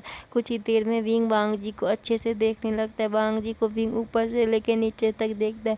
तभी वांग जी के बारे में दिमाग में विंग के कुछ आता और फिर वांग जी के पास विंग जाता और सीधे उसे गले लगा लेता है। वांग जी को फिर से शौक लगता है विंग उसके साथ क्या कर रहा है, बट वांग जी विंग को जो कर रहा होता है वो करने देता है। वांग जी भी उसी तरह से सोच रहा होता है जिस तरह से उसके भाई ने सोचा था। विंग वांग जी पे ध्यान ना दे के पहले वांग जी से पूछता, चलो नाश्ता करने के लिए चलते हैं, नहीं तो हमारा नाश्ता करने का समय चला जाएगा। इस पर वांग जी हाँ में जवाब देता और फिर वांग जी और विंग दोनों नाश्ता करने के लिए जाने लगते। बट इस बीच वांग जी का हाथ विंग ने पकड़ा हुआ था। वांग जी अपना हाथ छुड़ाने की कोशिश कर रहा होता है पर विंग वांग जी का हाथ नहीं छोड़ता है। वांग जी विंग से अपना हाथ छुड़ाने की कोशिश करना छोड़ देता है और सभी लोग गुस्सू के वांग जी और विंग को देख रहे होते हैं। ये बात चिरैन को भी पता चल गई होती और चिरैन तो गुस्से में पागल हो रहा होता है कि उसके नेफ्यू का हाथ कैसे विंग पकड़ सकता है, पर चिरैन करता भी क्या, उसे पता था कि विंग उसका वांग जी का लाइफ पार्टनर है, इसलिए चिरैन कुछ नहीं कहता और इसी तरह से विंग और वांग जी दोनों नाश्ते के लिए आ जाते। वही चिरैन और सीचैन भी नाश्ते के लिए आ रहे होते हैं। सीचैन विंग और वांग जी के साथ बैठता है। पहले विंग बीच में बैठा होता है और दोनों अगल बगल वांग जी और सीचैन बैठे होते हैं। वांग जी और सीचैन को विंग एक एक बार देखता है और फिर विंग एक स्मक करता है। इस स्मक को करने के बाद विंग दोबारा से सीचैन और वांग जी की तरफ देखता है और फिर विंग अपना राइट हैंड से सीचैन का हाथ पकड़ता है और उसे सीधे अपने प्राइवेट पार्ट पे रख देता है। ये देख के तो सीचैन के तो हालत ख़राब हो गई होती क्योंकि सामने ही चिरैन अंकल बैठे थे, मतलब कि सीचैन के अंकल बैठे थे और वहीं पास में ही वांग जी बैठा हुआ था। सीचैन तो अब शक पका गए थे, वो विंग से अपना हाथ हटाना चाहते थे पर विंग ने सीचैन का हाथ पकड़ा हुआ था। सीचैन का हाथ विंग तो छोड़ ही नहीं रहा होता है पर सीचैन बार बार छुड़ाने की कोशिश कर रहे होते और फिर विंग को लगता है कि सीचैन ऐसे नहीं मानेंगे तो विंग सीचैन की तरफ जाता है और उनसे कानों में कुछ कहता है। विंग कहता है, सीचैन अगर तुमने अपना हाथ छुड़ाने की कोशिश की तो फिर मैं अपना हाथ तुम्हारे पैर पर रखूँगा और हाँ, इस बात का कोई वो नहीं है कि मैं खाली रखूँगा, मैं कुछ कर भी सकता हूँ। इस पर सीचैन अपने हाथ को विंग के हाथ से हटाने की कोशिश करना छोड़ देते हैं और जैसे विंग आता था वैसे ही अपने हाथ को रहने देते हैं, मगर वहीं विंग इस बात से खुश हो जाता और सीचैन की तरफ ध्यान देने की जगह अपने हाथ पर ध्यान देता है। विंग हल्के से सीचैन का हाथ अपने पार्ट पर थोड़ा जोर से पकड़ता और उसके बाद सीचैन का हाथ वहीं पर रहता है और वही विंग अपने हाथ को सीचैन के हाथ से हटा लेता है। बट सीचैन की इतनी हिम्मत नहीं होती कि वो अपना हाथ हटा सकें, इसलिए सीचैन अपने हाथ को वहीं पे रहने देते और विंग अब सीचैन को खाना खाते हुए देखता है। सीचैन अपने सीधे हाथ से खाना खा रहे होते, वहीं उनका उल्टा हाथ विंग के पास था विंग सी चैन को देख रहा होता है। जब विंग देखता है कि सी चैन अब नॉर्मली बिहेव कर रहे हैं तो विंग का ध्यान अब वांग जी पे जाता है। विंग उस ब्लैंक खाने को देख रहा होता है जो सी चैन और वांग जी खा रहे होते। फिर विंग अपने सीधे हाथ से अपना खाना खाने लगता है, बट विंग का उल्टा हाथ जो दूसरी कारस्तानी पे था, विंग अपने उल्टे हाथ को वांग जी के सीधे पैर पे रखता और अपने हाथ को चलाने लगता है, जिस वजह से वांग जी 2 सेकंड के लिए शॉक हो चुका था। बट वांग जी फिर नॉर्मल बिहेव करने लगता है और अपने उल्टे हाथ का उपयोग वांग जी विंग के हाथ को हटाने के लिए करता है, पर विंग अपना हाथ हटा ही नहीं रहा था। इस वजह से वांग जी नॉर्मली बिहेव करने की कोशिश कर रहा होता है। फिर कुछ ही देर में विंग का हाथ वांग जी के थाइस पे चल रहा होता है। इस वजह से वांग जी का पूरा फोकस अब खाना खाने से हट चुका था और वांग जी विंग के हाथ को हटाने में अपना ध्यान देने लगता है। तभी विंग वांग जी की तरफ होता है और वांग जी के कान में कहते, अंकल चिरैन देख रहे हैं, अगर तुम खाना नहीं खाओगे तो वो नोटिस कर लेंगे। तुम चाहते हो ऐसा? जिस पर वांग जी अब खाना खाने की कोशिश करने लगता है। वहीं विंग अब मज़े से अपना खाना खा रहा होता है। जैसे वांग और सी चैन को परेशान करने के बाद विंग को खाना खाने में इंटरेस्ट आने लग गया था। विंग मज़े से खाना खा रहा होता है और सी चैन और वांग जी को परेशान होते हुए भी देख रहा होता है। विंग चारों तरफ देख ही रहा होता है कि विंग का ध्यान अपनी बहन और भाई पे जाता है। यानली और जियांग चेन विंग के चेहरे में स्माइल देख के समझ गया होता है कि विंग ने कोई ना कोई शरारत की है। फिर जियांग चेन विंग को देखता है, वांग जी को देखता है, सी चैन को देखता है और फिर विंग को देखता है। ऐसा लग रहा था कि जियांग चेन विंग से कुछ कहना चाहता है, पर विंग वांग जी और सी चैन की तरफ देखे फिर से जियांग चेन की तरफ देखता है। जियांग चेन सब कुछ समझ चुका था। जियांग चेन विंग को नोटिस कर रहा होता है और वहीं अब देख रहा होता है कि सी चैन और वांग जी के हालत, सी चैन और वांग जी के कान रेड हो चुके थे और उन दोनों का चेहरा ऊपर की जगह नीचे था। वो पूरा फोकस खाने में कर रहे होते, दोनों ही खाना खा रहे होते। वहीं विंग मुस्कुरा रहा होता है और अपना खाना खा रहा था और वहीं जैसे तैसे करके जियांग चेन खाना नील रहा होता है और वही सामने की तरफ देख रहा होता है। विंग जियांग चेन को इशारा करता है और फिर जियांग चेन अपने खाने में फोकस करने लगता है। वहीं विंग बड़ी मज़े से खाना खा रहा होता है, बट विंग सोच रहा होता है कुछ ही देर में दोनों मेरे ओमेगा मुझ पे फटने वाले हैं। विंग खाना खा लेता है और फिर जैसे ही उसका खाना ख़त्म हो जाता है, बाकी लोग भी खाना खा के उठने लगते हैं। फिर जैसे ही विंग अपना हाथ हटाता है, वांग जी को थोड़ी राहत मिलती है और फिर वांग जी को देखने के बाद विंग सी चैन की तरफ देखता है, जो कि अभी भी अपना हाथ वहीं पे रखा होता है जहाँ पे विंग ने छोड़ा था। फिर विंग सी चैन की तरफ देखता और सी चैन के कान में जाके कहता, अब तुम हटा सकते हो। तो सी चैन जैसे तैसे करके अपने आप को संभालते हैं और अपना हाथ हटा लेते हैं। सी चैन विंग की इस हरकतों से बहुत ज़्यादा गुस्सा थे कि सी चैन के लिए विंग ने क्या किया, विंग सबके सामने ऐसा कैसे कर सकता है। वहीं वांग जी भी इसी बात से गुस्सा होता है कि विंग ये सब कैसे कर सकता है। विंग की इस हरकत को देख के दोनों ही ओमेगा गुस्सा हो चुके थे। ये बात विंग पहले ही जानता था। विंग फिर कहता है, अब इन दोनों को मनाने की बारी, चलो इसको तो मैं वहाँ सही टाइम जाके मनाऊंगा और फिर चलो अभी तो सी चैन को मनाना है। ये सोचकर विंग सी चैन के पीछे जाने लगता है और वहीं विंग वांग जी को इस तरह से निगलेक्ट करते हुए वांग जी और भी ज़्यादा गुस्सा हो जाता है और फिर विंग सी चैन के पीछे जाने लगता है। सी चैन आगे आगे और विंग उनके पीछे पीछे जा रहा होता है। विंग की ऐसी हरकतें देख के सबसे पहले गुस्सा जैसे आता है वो कोई और नहीं बल्कि चिरैन थे। चिरैन देख रहे होते कि विंग उनके दोनों नेफ्यू को टॉर्चर कर रहा होता है, बट चिरैन कुछ बोल भी नहीं सकते थे। आखिरकार वो दोनों विंग के ओमेगा थे और विंग के ओमेगा होने की वजह से विंग प्रिविलेज में था और विंग मज़े से अपने दोनों ओमेगा को कर रहा होता है। और वहीं चिरैन विंग की ऐसी हरकतों को देख के अपने मन में ही खुलस रहे होते। चिरैन चाहते थे कि वो विंग से कुछ कहे, पर वो कुछ कह भी नहीं पा रहे होते क्योंकि आखिरकार थे तो वो एक बैचलर ही, और बैचलर होने की वजह से उन्हें कुछ ज़्यादा बोलने में शर्म आ रही थी। चिरैन शर्म के मारे ही कुछ कह नहीं पा रहे होते और अपने दोनों नेफ्यू को टॉर्चर होते हुए देख रहे होते हैं। वहीं विंग मज़े से अब वांग जी को छोड़ के सी चैन के पीछे जा रहा होता है। सी चैन आगे आगे और विंग पीछे पीछे चल रहे होते हैं। कुछ ही देर में सी चैन सीधे अपने रूम में पहुंच जाते और वहीं सीचैन के पीछे विंग भी पहुंच जाता है। सीचैन अपना गेट लगाने ही वाले होते कि विंग सीधे अंदर घुस जाता है और सीचैन को थोड़ा धक्का लगता है, जिस वजह से सीचैन नीचे गिरने वाले होते हैं, पर सीचैन को विंग पकड़ लेता है अपनी बाहों में। और इस समय वो वाला सीन होता है, सीचैन विंग की बाहों में है और डूबे विंग की आंखों में है। वो वाले सीन के साथ विंग और सीचैन की आंखें एक दूसरे की आंखों में होती हैं, यानी कहूँ कि दोनों एक दूसरे की आंखों में खोए होते हैं।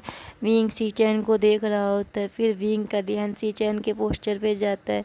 विंग मुस्कुराने लगता है और सीधे विंग अपना हाथ सीचैन के फोटो पे सराहने लगता है। विंग ऐसे ही कर रहा होता है और वहीं सीचैन का पूरी तरह से ध्यान अब विंग के ऊपर था। विंग थोड़ी ही देर में सीचैन को किस करने लगता है और इस समय गेट खुला हुआ था। सीचैन और विंग किस कर रहे होते और ये सब कोई देख रहा था। ये सब देखने वाला कोई और नहीं, जियांग चेन था, जो कि विंग के पीछे आया होता है, क्योंकि जियांग चेन ने विंग की हरकतों को नोटिस कर लिया था और जियांग चेन विंग को रुकवाना चाहता था कि विंग ऐसे हरकतें सभी के सामने ना करे, ये सब कहना चाहता था। बट जियांग चेन को क्या पता था अभी उसको शौक लगने वाला, और वही शौक अभी जियांग चेन को लग चुका था। जियांग चेन की तरफ छोड़ते हैं, अब वापस विंग की तरफ आते हैं। विंग और सीचैन किस कर रहे होते हैं, या कहूँ विंग सीचैन को किस कर रहा होता है। विंग सीचैन के साथ किस कर ही रहा होता है कि सीचैन अभी पूरी तरह से विंग के किस में खो चुके थे। विंग और सीचैन के किस चल ही रही होते और कुछ ही देर में विंग सीचैन को छोड़ता है। और अब तो विंग देखता है कि सीचैन का गुस्सा जैसे फुर्र हो चुका था, क्योंकि सीचैन शर्मा रहे थे और उनके कान फिर से रेड होने लगे थे। सीचैन शर्मा ही रहे होते कि विंग का ध्यान बाहर की तरफ जाता है। विंग समझ जाता है कि उसका भाई शौक होके खड़ा हुआ है और फिर विंग जाके सीधे गेट बंद करता है। और जैसे ही विंग सीचैन की तरफ देखता है, सीचैन अभी भी शर्मा रहे होते। विंग सीचैन को देखता है, सीचैन कहते ये आप क्या कर रहे हैं अभी अभी। सीचैन से विंग कहता है मैं तुम्हें छोड़ के जाने वाला हूँ और इसीलिए मैं तुम्हारे साथ एक्स्ट्रा समय बिताना चाहता था और इसीलिए मैंने टेबल पे तुम्हारे साथ वो सब कुछ किया था। इस पर सीचैन का पूरा फोकस अब विंग के जाने वाली बात पर था। और फिर सीचैन कहते हैं कहाँ, क्यों, आप क्यों जा रहे हो, आप इतनी जल्दी कैसे जा सकते हो, अभी तो हम लोगों ने समय भी नहीं बिताया साथ में। ये सब सुनकर विंग खुश हो जाता है और विंग कहता है मैं कहीं और नहीं, सही टाइम जा रहा हूँ। मुझे तुम्हारे अंकल ने वांग जी के साथ जानने के लिए कहा है और फिर मुझे अपने दूसरे ओमेगा को भी तो जानना है। इस पर सीचैन खुश हो जाते और कहते ओ तो आप लानजान के साथ जा रहे हो। ये बात सुनकर विंग के चेहरे पे एक स्मक वाली स्माइल आ जाती और फिर विंग सीचैन के साथ समय बिताने लगता है। कुछ समय बाद सीचैन और विंग खुशी खुशी रूम से निकलते हैं और वहीं जियांग चेन पहले ही जा चुका था। अपने भाई की ऐसी हरकतों को देख के सीचैन और विंग सीधे अंकल के पास पहुंचते हैं। अंकल विंग को देख रहे होते और सीचैन को भी सीचैन शर्मा रहे होते। शिरेन समझ गए होते उनका एक नेफ्यू तो विंग के प्यार में गिर चुका है, पर शिरेन कुछ और कर भी नहीं सकते थे, इसलिए शिरेन विंग से बात करने लगते। शिरेन विंग से कहते हैं कि तुम्हारा इंतजार वांग जी कर रहा है, तुम्हें उसके साथ सही टाउन जाना है और 1 हफ्ते तक तुम दोनों वहीं रुकने वाले हो। विंग ये बात सुनकर मन ही मन में खुश होता है, बट वो सामने एक एक्सप्रेशनलेस फेस बनाता है, क्योंकि विंग जानता था कि अगर चिरैन को कुछ शक हुआ तो वो उसे जाने नहीं देगा। इसलिए विंग चिरैन के सामने एकदम शांत होकर खड़ा होता है। सीचैन भी विंग को नोटिस कर रहा होता है कि विंग इतना शांत कैसे हो चुका है। विंग और सीचैन कमरे से बाहर निकल जाते। विंग वांग जी के पास पहुंचता है। वहीं जियांग चेन और यानली पहले ही वांग जी के पास पहुंच चुके थे। वांग जी, यानली और जियांग चेन और विंग सही टाउन के लिए निकलने ही वाले होते हैं कि विंग पीछे मुड़ता और सीचैन को देखता है, जो कि थोड़े उदास लग रहे थे। विंग सीचैन के पास जाता है और उन्हें गले लगा लेता है और उनके कान के पास जाकर कहता है सीचैन तुम मेरा इंतज़ार करना, मैं 1 हफ्ते बाद वापस आ जाऊंगा, फिर हम दोनों साथ में थोड़ा समय बिताएंगे। इस पर सीचैन थोड़े से खुश होते और फिर विंग से कहते हैं ओके, और फिर विंग चला जाता है। वहीं विंग की इस हरकत को देख के वांग जी को थोड़ा गुस्सा आता है, बट वांग जी उस समय भी कुछ नहीं कहता, क्योंकि वांग जी पहले ही गुस्से में भरपूर मात्रा में बैठा हुआ था। ये सब लोग सही टाउन के लिए निकल ही रहे होते कि वांग जी आगे आगे चल रहा होता है। वहीं यानली और जियांग चेन पीछे विंग के साथ चल रहे होते, विंग को नोटिस कर रहे होते। विंग यांग चेन और यानली को देख रहा होता है। फिर आखिरकार विंग बोल ही देता है, क्या बात करनी है बोलो। इस पर यानली और यांग चेन बोलते हैं, तुम्हारी हरकतें हम लोग नोटिस कर रहे हैं, तुम ये सब क्या कर रहे हो, तुम्हारे इन हरकतों से तुम्हारे ओमेगा तुमसे डरने लगेंगे, या फिर तुम्हारी हरकतों से उन लोगों को इतनी शर्म आ रही है कि वो चुल्लू भर पानी में डूबने के बारे में सोचेंगे। ये सब सुनकर विंग कहता है वो ऐसा कुछ नहीं सोचने वाले, और उन्हें मेरी ये हरकतें अच्छी लगती है। तुमने देखा नहीं चीचेन को, वो कितना खुश था और वो मेरे जाने पर कितना अफसोस कर रहा था। इस पर विंग की बात सुनकर जियांग चेन और यानली कहते हैं, हाँ पता नहीं क्यों तुम्हारे जैसे एक बेवकूफ़ को अच्छी ओमेगा कैसे मिल सकते हैं। वहीं फिर कहते जाओ अपने दूसरे ओमेगा को मनाओ जो तुमने उसे इतना गुस्सा करके छोड़ रखा। इस पर विंग कहता है मैं मना लूँगा, वैसे भी उसमें क्या जाता है, बट हाँ तुम लोगों को एक बात ध्यान रखिए, तुम लोग मुझे डिस्टर्ब करने मेरे रूम में नहीं आओगे, नहीं तो मैं और मेरे ओमेगा। फिर विंग की बात सुनकर जियांग चेन कहता क्या तुम दोनों के साथ में रहने वाले हो। इस पर विंग कहता हाँ मैं कोई जुगाड़ लगा लूँगा, कैसे न कैसे करके वांग जी को तो मैं अपने साथ ही रोकूँगा। और हाँ तुम लोग मेरे बात पर ध्यान से सुन लो, तुम लोगों को पता है ना मेरी मॉम ने तुमसे क्या कहा था। इस पर जियांग चेन कहता हाँ हाँ मुझे पता था, उन्होंने कहा था तुम्हारी हेल्प करना, तुम्हारी मदद करना कि तुम अपने ओमेगाओं को मना सको और उन्हें पटा सको। इस पर विंग ये सब सुन के हंसने लगता है और कहता जब तुम्हें सब कुछ पता है तो गलती से भी मुझे डिस्टर्ब मत करना, वरना मेरी मॉम तुम्हारे साथ क्या करेगी तुम्हें पता है ना। जियांग चेन वैसे भी तुम्हारी भी शादी की उम्र हो चुकी है और तुम्हारे लिए अभी तक कोई ओमेगा भी नहीं देखा गया है, मेरी मॉम किसी को ढूंढ देंगे तुम्हारे लिए। जिस पर जियांग चेन कहता नहीं मुझे अभी कोई शादी नहीं करनी, वैसे भी मैं अभी तो छोटा ही हूँ, तुम शादी करो, तुम्हारे तो वैसे भी दो ओमेगा हैं, तुम उनके साथ खुश रहो ना, मुझे क्यों बलि का बकरा बना रहे हो। ये सब कह के जियांग चेन निकल जाता है और फिर विंग वांग जी का पीछा करने लगता है। विंग वांग जी के साथ चल रहा होता है, वांग जी आगे आगे और विंग पीछे पीछे। ये लाइन चिपका चिपका के मैं बिल्कुल दुखी नहीं हुआ, इसलिए सुन लो। वांग जी और विंग चलने लगती है और चलते चलते वांग जी साउटान में पहुंच चुके होते हैं। वांग जी ने देखा था पूरे रास्ते वांग जी के साथ विंग ने बिल्कुल बात नहीं की थी, बल्कि अपने दोनों भाई बहनों के साथ बात कर रहा था। वांग जी इस बात से गुस्सा तो था ही कि विंग ने उसके भाई को गले लगाया, ऊपर से वांग जी इस बात से भी गुस्सा था कि विंग पूरे रास्ते वांग जी को इग्नोर करते आया। और फिर वांग जी जैसे ही साउटान पहुँच जाते हैं, विंग और वांग जी दोनों साउटान में ठहरने के लिए देखने लगते हैं। विंग के दोनों भाई बहन विंग के साथ ही थे। विंग ने पहले इन देख लिया था, बट इन ये बारे में वांग जी को नहीं बताया था और अपने भाई बहनों को इशारा करता है, जिसका मतलब उनके दोनों भाई बहन समझ चुके थे और वो वांग जी और विंग को वहीं छोड़ के चले जाते हैं। वांग जी पीछे पीछे आ रहा था और विंग वांग जी के साथ बातें कर रहा था, वांग जी का ध्यान बटा रहा है। और इस बीच में विंग के भाई बहन जियांग चेन और यानली थी, वांग जी और विंग इनके लिए निकल चुके थे। उनके दोनों भाई मतलब कि विंग के दोनों cousin sister and brother in वाले के पास जा चुके थे और उनसे कहा था कि मेरे भाई और उसकी वाइफ के बीच में लड़ाई हो चुकी है और इसीलिए वो लोग साथ में नहीं रहना चाहते हैं और आप हमारी मदद कीजिए और हमारे मतलब कि भाई और भाभी को मिलने में मदद कर सकते हैं और इसके बदले में मैं आपको कुछ असरफिया दे दूंगा। इस पर इन वाला खुश हो जाता और वो कहता हाँ बिल्कुल मैं मदद करूँगा, वैसे भी इसमें मेरा प्रॉफिट भी हो रहा है, ऊपर से किसी का भला भी हो जाएगा। ये सोचकर इन वाला कहता बिल्कुल बिल्कुल मैं आपकी मदद करूँगा आपके भाई भाभी को मिलने में, और हाँ अगर आपको कोई और मदद चाहिए तो वो भी बता देना। ऐसा कहते हुए उस इनके मालिक ने वो असरफिया अपनी तरफ खिसका लेती और वहीं जियांग चेन भी कहता हाँ हाँ बिल्कुल मुझे मदद की ज़रूरत पड़ेगी, आपसे नहीं तो किससे कहूँगा, वैसे भी हम यहाँ पर नए नए हैं। ये कहकर जियांग चेन मुस्कुराता और सामने की तरफ देखता है जहाँ पर वांग जी और विंग आ रहे होते हैं। जियांग चेन और यानली विंग के तरफ बढ़ते हैं। विंग और वांग जी साथ में ही आ रहे थे। विंग पूछता है कि क्या कमरे की व्यवस्था हो गई, जिस पर जियांग चेन कहता है हाँ हो तो गई, बट एक प्रॉब्लम है, यहाँ पर सिर्फ 2 ही रूम बचे हैं, जिसमें से एक में मैं और यानली रह लेंगे और दूसरे में आप दोनों रुक जाना। जिस पर विंग तो हाँ कर देता है, पर वहीं वांग जी सोच रहा था क्या ये सही है, वैसे भी मेरी मैरिज नहीं हुई है। वांग जी ये सब सोच ही रहा होता है कि तभी विंग कहता है हाँ बिल्कुल ये सही रहेगा, क्योंकि तुम दोनों एक रूम में रह लोगे और एक रूम में मैं और वांग जी, और फिर मेरी तो वांग जी से शादी होने वाली तो मैं वांग जी के साथ रह सकता हूँ। ऐसे एक्सक्यूज़ दे के वांग जी को विंग अपने साथ रोकने के लिए कह देता और वहीं जियांग चेन और यानली भी मान जाते हैं। दोनों सामने सामने के रूम में ही थे तो विंग सीधे वांग जी के साथ अपने रूम के लिए चले जाता है। वहीं वांग जी ये कुछ बोलने के लिए बचा ही नहीं था, इसलिए वांग जी चुप होकर विंग के साथ जाने लगता है। विंग और वांग जी अपने रूम में चले जाते हैं। वहीं यानली और जियांगछा भी अपने रूम में चले जाते हैं। यानली और जियांगछा अपने रूम में पहुंचते ही विंग को कोस रहा होता है। वो कह रहा होता है कि उस विंग के बच्चे को मैं छोड़ूंगा नहीं, उसकी वजह से बार बार अपनी मॉम की धमकी देता रहता है। जब देखो तब अपनी मॉम की धमकी देता है कि तेरी शादी करवा दूंगा, तेरी शादी करवा दूंगा। उसे कोई काम धंधा नहीं आता मेरी शादी के पीछे पड़ा, पहले अपनी तो करवा ले, बाद में मेरे पीछे पड़ना। वैसे भी अगर इतने पापड़ मैंने अपनी शादी के लिए बेले होते ना तो कब की मेरी मैरिज हो जाती।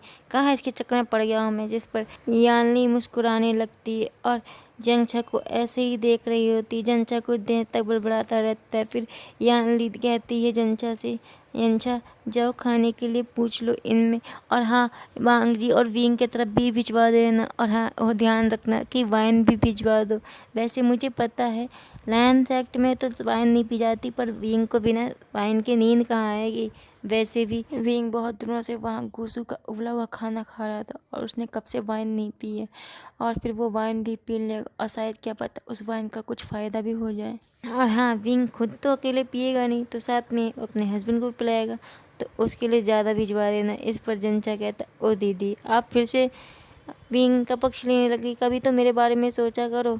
ये सब कह के जियांगछा मुँह चढ़ाते हुए निकल जाता है और इनके मालिक से बात करता है। इनका मालिक जियांगछा के बताए गए कामों को करने के लिए कह रहता है। उसके बाद जियांगछा अपने रूम में चला जाता है। वहीं विंग अपने रूम में वांग जी के साथ था। वांग जी विंग से बिना कुछ कहे फ्रेश होने के लिए चला जाता है। उसके बाद विंग फ्रेश होने के लिए चला जाता है। जब विंग फ्रेश होके आता है तो विंग वांग जी को चांद की रोशनी में मेडिटेट करते हुए देखता है। वांग जी खिड़की के पास में ही मेडिटेशन कर रहा था और विंग वांग जी में खो ही गया था। विंग का ध्यान तब टूटता है जब विंग के रूम के गेट में नॉक नॉक हो रहा होता है। इसी वजह से विंग का ध्यान वांग जी की तरफ से हटके अपने गेट की तरफ जाता है। विंग गेट खोलता है तो बाहर सर्वेंट खाना लेके खड़ा था। विंग वो खाने को अंदर ले लेता है और उस सर्वेंट को जाने के लिए कह देता है।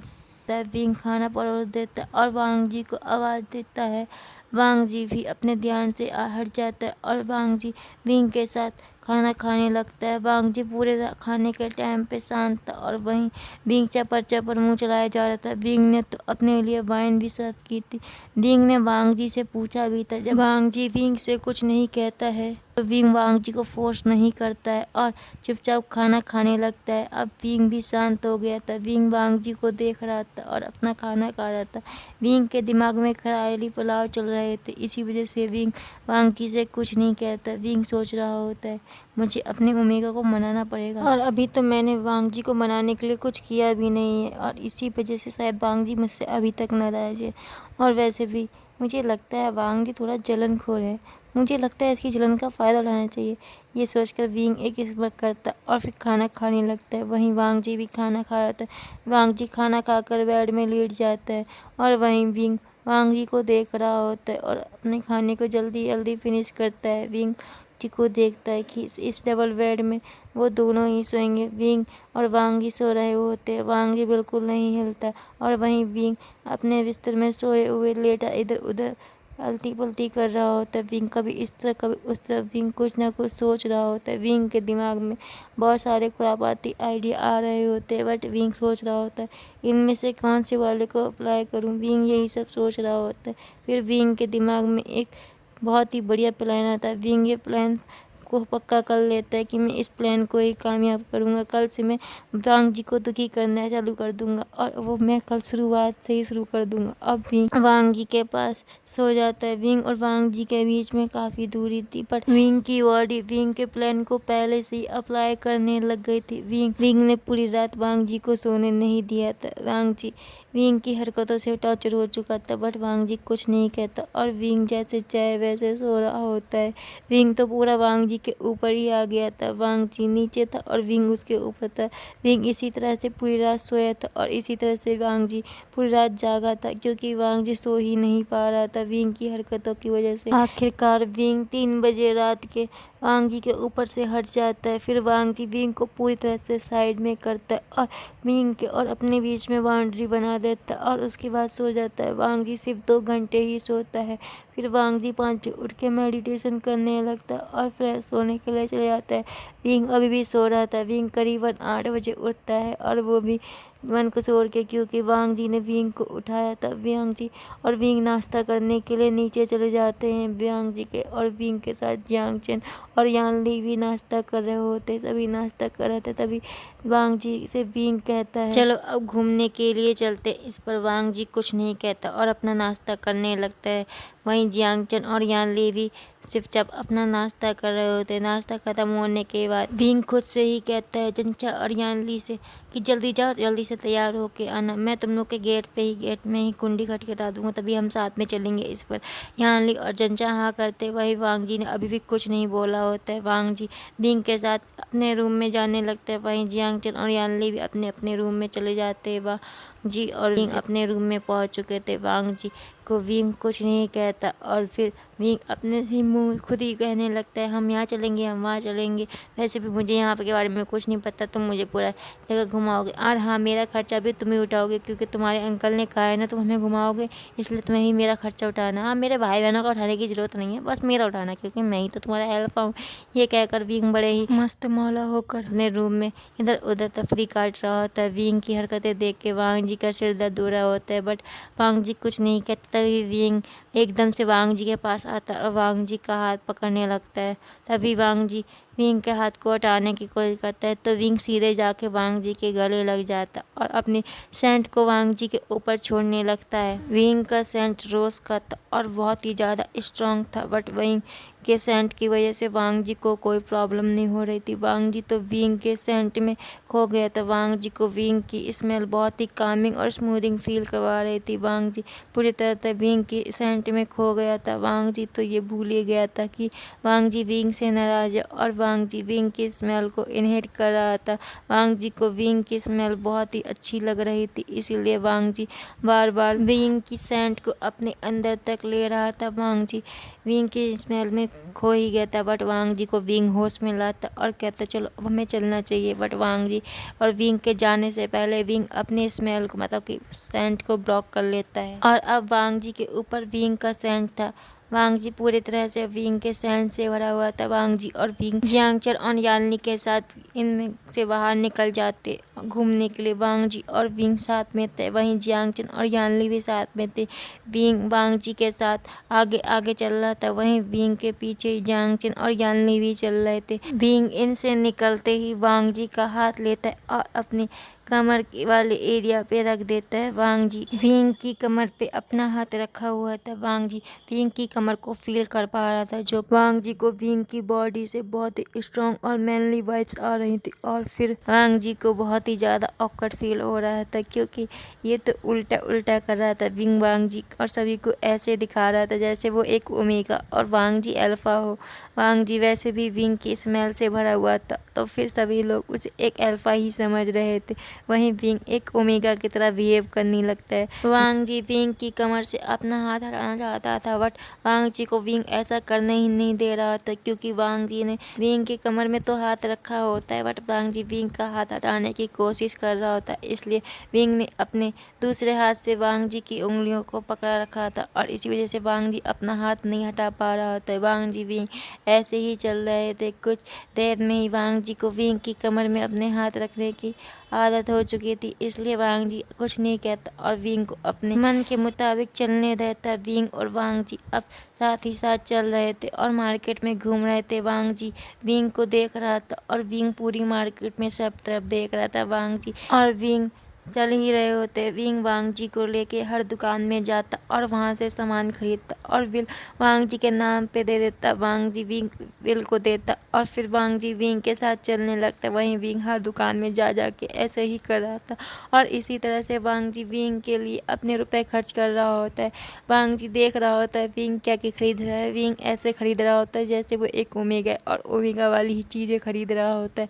विंग को जो भी पसंद आता है विंग वो सब खरीद लेता और वो सब सब विंग दो खरीदता, बट विंग जो भी अपनी ओमेगा के लिए खरीद रहा था उनका बिल खुद ही दे रहा था और बाकी की फेक फजूल की चीज़ों के पैसे वांग जी से ले रहा था। वांग जी विंग की हरकतों को नोटिस कर रहा था, बट वांग जी मन ही मन गुस्सा होने की वजह से विंग से कुछ नहीं कह रहा होता है और विंग जो भी कर रहा होता है विंग को वांग जी करने से नहीं रोकता और विंग के ओमेगा की तरह बिहेव करने की वजह से सभी लोग विंग को ओमेगा समझ रहे थे और विंग की ब्यूटी भी बहुत ही बढ़िया थी। विंग बहुत ज़्यादा खूबसूरत और हैंडसम था और मगर उसके अंदर से कोई भी सेंट नहीं हो रही थी, तो सब समझ रहे थे कि वांग जी के साथ है और वांग जी एक अल्फा है तो ज़रूरी एक ओमेगा होगा और विंग वांग जी इतने क्लोज थे तो सब समझ गए थे कि विंग एक ओमेगा ही होगा और इसी वजह से विंग पर वैन चाओ, वैन लिंग और वैन सू की निगाह पड़ जाती। वैन सू और वैन चाओ विंग को पाना चाहते थे, वो दोनों उसे ओमेगा समझ रहे थे, बट वैन लिंग वो जानता था कि विंग एक ओमेगा नहीं है क्योंकि वैन लिंग विंग से पहले भी मिल चुका था और उसकी बहन भी। वैन लिंग ये बात जानता था बट वो बताता नहीं है और फिर ये मामला विंग के ऊपर ही छोड़ देता है। विंग बहुत ही अच्छे से घूम रहा होता है पूरी मार्केट में। फिर ऐसे ही करते करते विंग और वांग जी घूम रहे होते, बट यांग चिन और यान ली ने दूसरा रास्ता पकड़ लिया था। वो विंग और वांग जी को साथ में समय बिताने के लिए देना चाहते थे। वांग जी और विंग घूम ही रहे होते कि वांग जी थोड़ा पीछे रह जाता क्योंकि ये भीड़ भाड़ वाला इलाका था और वांग जी विंग से पीछे रह जाता और इसीलिए विंग थोड़ा आगे चला गया था। विंग सामने देख ही रहा होता है कि वैन चाओ और वैन सू विंग के आस आ जाते और विंग से शरारत करने लगते, विंग को छेड़ने लगते, बट विंग भी कहाँ सीधा साधा था, वो भी नौटंकी करना चालू कर देता है। विंग ऐसे दिखाता है जैसे विंग को बहुत दुखी किया गया हो। विंग ऐसे ही दिखा रहा होता है। विंग बहुत तेज तेज चिल्लाने लगता है और पूरे सही टाउन को ही अपने सिर में उठाने के लिए तैयार था। विंग बहुत तेज तेज से चिल्ला रहा था और पूरे मोहल्ला एरिया की पूरे सही टाउन में जितने भी आसपास के लोग थे वो सब विंग के पास आके खड़े हो गए थे और विंग का सहयोग दे रहे थे। वो भी विंग को ऐसे दिखाने की वजह से ऐसा समझ रहे थे कि विंग बहुत ही ज़्यादा सीधा साधा और भोला भाला ओमेगा है, क्योंकि विंग थोड़ी देर पहले उनकी दुकानों से गुजरा था तो उन सबको ही ऐसा लगा था कि विंग एक ओमेगा और ये सब उसे टॉर्चर कर रहे हैं और इसीलिए वैन चाओ और वैन सू को वहाँ पे भीड़ जो होती है वो कहती है यहाँ से जाओ, तुम क्या कर रहे हो इस बच्चे के साथ, तुम्हें ऐसा नहीं करना चाहिए, कितना सीधा साधा ओमेगा, तुम इसे छेड़ नहीं सकते, ये सब कह रहे होते। और वहीं विंग बहुत ही ज़्यादा सीधा साधा बन गया होता, इतना भोला भाला ओमेगा जैसे कि उससे कोई भोला भाला और सीधा साधा हो ही नहीं। विंग रोने लग जाता है वहीं पे और वहीं विंग ऐसा दिखा रहा होता है कि उसे कितना जुल्म किया गया है और ये सब वांग जी ने भी देख लिया होता है और वैन चाओ और वैन सू विंग की हरकत देख के बहुत ज़्यादा गुस्सा हो गए थे। वो ये सोच रहे थे कि इन ओमेगा ने हमें सबके सामने इज्जत किया है, अब मुझे इस ओमेगा से बदला लेना होगा। यही सब वैन सू और वैन चाओ सोच रहे होते और वैन चाओ और वैन सू विंग के पीछे पड़ना चाहते थे, बट वो इस समय कुछ नहीं करते और चुपचाप वहाँ से चले जाते। बट जब वांग जी वहाँ पहुँचता है तो विंग के पास खड़े हुए सभी लोग वांग जी को ऐसे दिखाते जैसे कि उसे अपने ओमेगा का ख्याल नहीं रख मिलता है। वो सभी वांग जी को डांट रहे होते हैं और वांग जी वहीं चुपचाप सुन रहा होता है। वांग जी विंग की इस हरकत से बहुत ज़्यादा गुस्सा होता है कि वांग जी इस तरह से डांट खा रहा है और विंग कुछ नहीं कह रहा। विंग भी ऐसा दिखाता है जैसे उसके अल्फा ने उसके साथ बहुत बुरा किया, उसे अकेला छोड़ के। विंग बहुत देर तक वांग जी को ऐसे ही परेशान होते हुए देखता है, फिर आखिरकार कहता है ठीक है अब मुझे मेरे अल्फा के साथ जाना चाहिए। ये सब कहकर विंग उस जगह से चला जाता है वांग जी को लेके। विंग वांग जी को अभी भी उसका हाथ पकड़ा होता है और वांग जी उसके साथ चल रहा होता है, बट अब वांग जी विंग को अपने साथ लेके जा रहा होता है। वांग जी विंग को हाथ पकड़ता है और अपने साथ वापस इनमें ले जाता है और सीधे जाकर अपने रूम में ही रुकता है। विंग से वांग जी कहता है ये तुम क्या कर रहे थे वहाँ पर, तुम ऐसे बिहेव क्यों कर रहे थे कि मेरे ओमेगा और मैं तुम्हारा अल्फा हूँ। जिस पर विंग कहता है देखो मैं तुम्हें कितना अच्छा फीलिंग दे रहा था कि तुम्हें एक अल्फा की फीलिंग हो और तुम ऐसी बातें करो, तुम्हें तो खुश होना चाहिए कि मैं तुम्हें ये मौका दिया। जिस पर वांग जी कहता है अच्छा तुम्हें मुझे खुश होना चाहिए, तुम्हारे लिए नहीं पता तुम वो लोग मुझे कैसे कह रहे थे और कैसे देख रहे थे। जिस पर विंग कहता है ये तुम्हारी गलती, तुम्हें मुझे छोड़ा क्यों। जिस पर वांग जी कहता है वो मैं पीछे रह गया था ना इसी वजह से। जिस पर विंग कहता तो तुम्हारी गलती नहीं हुई कि तुम मुझे छोड़े, उसके बाद तो वो बेंचा और वैन तो मेरे पीछे पड़े, वैसे भी उन्होंने मुझे ओमेगा समझ लिया था और फिर वो किसी ओमेगा की बेइज्जती करे ये मैं कैसे बर्दाश्त कर सकता हूँ, और इसीलिए मैंने उन्हें सबक सिखाया इस तरीके से। तब वांग जी थोड़ा सा खुश होता है कि उसके अल्फा को सभी ओमेगा की इज्जत करना आने वाले बात जानकर वांग जी को बहुत अच्छा लगता है और फिर वांग जी को विंग बनाने की तैयारी करने लगता है। अब वांग जी के लिए विंग कहता है, ठीक है तो अब हमारे लिए खाना तो लेके आओ। तुम्हारे को पता है तुमने मैंने अभी तक खाना नहीं खाया, मेरा पेट में चल चल के थक गया ना और मुझे भूख लग रही है। वांग जी, क्या तुम मेरे लिए खाना लेके आओगे? इस पर वांग जी कुछ नहीं कहता और सीधे अपने कमरे से निकल जाता है। विंग समझ जाता है कि वांग जी खाना लेने के लिए गया। फिर वांग जी के जाने के बाद विंग अब वांग जी को मनाने का प्लान बनाने लगता है। वांग जी के लिए प्लान बना रहा होता है। विंग सोच रहा होता है कि मैं कैसे वांग जी को मनाऊं। वांग जी तो मुझसे अभी तक बात नहीं कर रहा है, कुछ तो करना पड़ेगा जैसे वांग जी मान जाए। विंग यही सब सोच रहा होता है। तभी विंग के दिमाग में एक आइडिया आता है और इस समय दोपहर हो रही थी तो विंग सोचता है लगता है दोपहर को रात बनाने का वक्त आ गया है। फिर विंग कमरे की लाइट बंद कर देता है। कमरे की लाइट बंद करने के बाद विंग कमरे की मोमबत्तियां जलाने लगता है। विंग जब पूरे कमरे की मोमबत्ती जला देता है और इस डेट को और रोमांटिक बनाने के लिए विंग अपनी अल्फा सेंट को रिलीज करता है। वो भी बहुत कम मात्रा में जिससे कि वो बहुत ही कामिंग और सूदिंग लगे, ना कि वांग जी को विंग की सेंट की वजह से कोई भी प्रॉब्लम ना हो। वांग जी इस बात का पूरा ध्यान रखता है और विंग को ये पहले ही पता था कि वांग जी को विंग का सेंट बहुत अच्छा लगता है। वांग जी के आने का विंग इंतजार करने लगता है और जब वांग जी आता है तो खाना लेके ही आता है। बट वांग जी को पूरे कमरे में अंधेरा दिख रहा था और सिर्फ मोमबत्ती ही जल रही थी। वांग जी अंदर आता है तो उसे विंग की अल्फा सेंट की फ्रेग्रेंस आ रही होती है। वांग जी पूरे रूम को नोटिस कर रहा होता है। वांग जी विंग के हर एक हरकत को नोटिस कर चुका था। वांग जी को ये सब बहुत अच्छा लगता है बट वांग जी कुछ नहीं कहता और विंग के पास आकर बैठ जाता है और खाना भी टेबल में लगाने लगता है। वांग जी देखता है विंग टेबल के सामने ही बैठा और कैंडल जला के।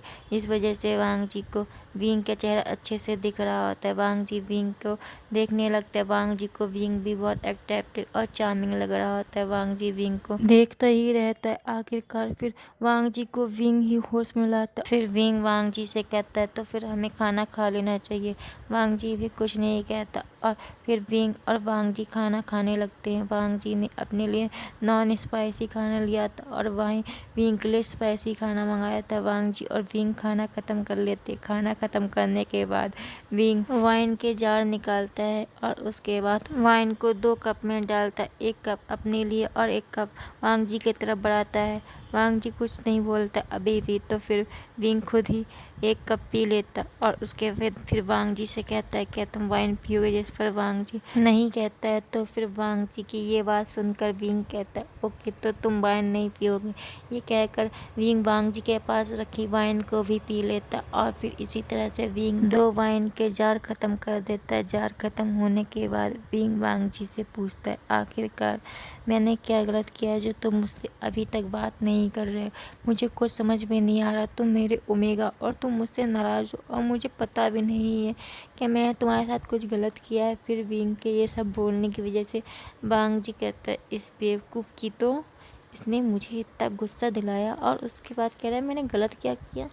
इसने मुझे इग्नोर किया हर वक्त और अब कह रहा है मैंने गलत क्या किया? वांग जी ये सब अपने मन में ही सोच रहा होता है। विंग की ये बात सुनकर तो वांग जी गुस्से में तिलमिला रहा था। वांग जी अपनी चेयर से उठता है और उठने के बाद जाने ही वाला होता है कि वांग जी का हाथ विंग पकड़ता है और अपनी तरफ खींचता है, जिस वजह से वांग जी विंग के लैप में जाके बैठ जाता है और वांग जी को विंग कस के पकड़ लेता है और उसके बाद कहते आखिरकार तुम्हें बताना ही होगा कि तुम मुझसे नाराज़ क्यों हो।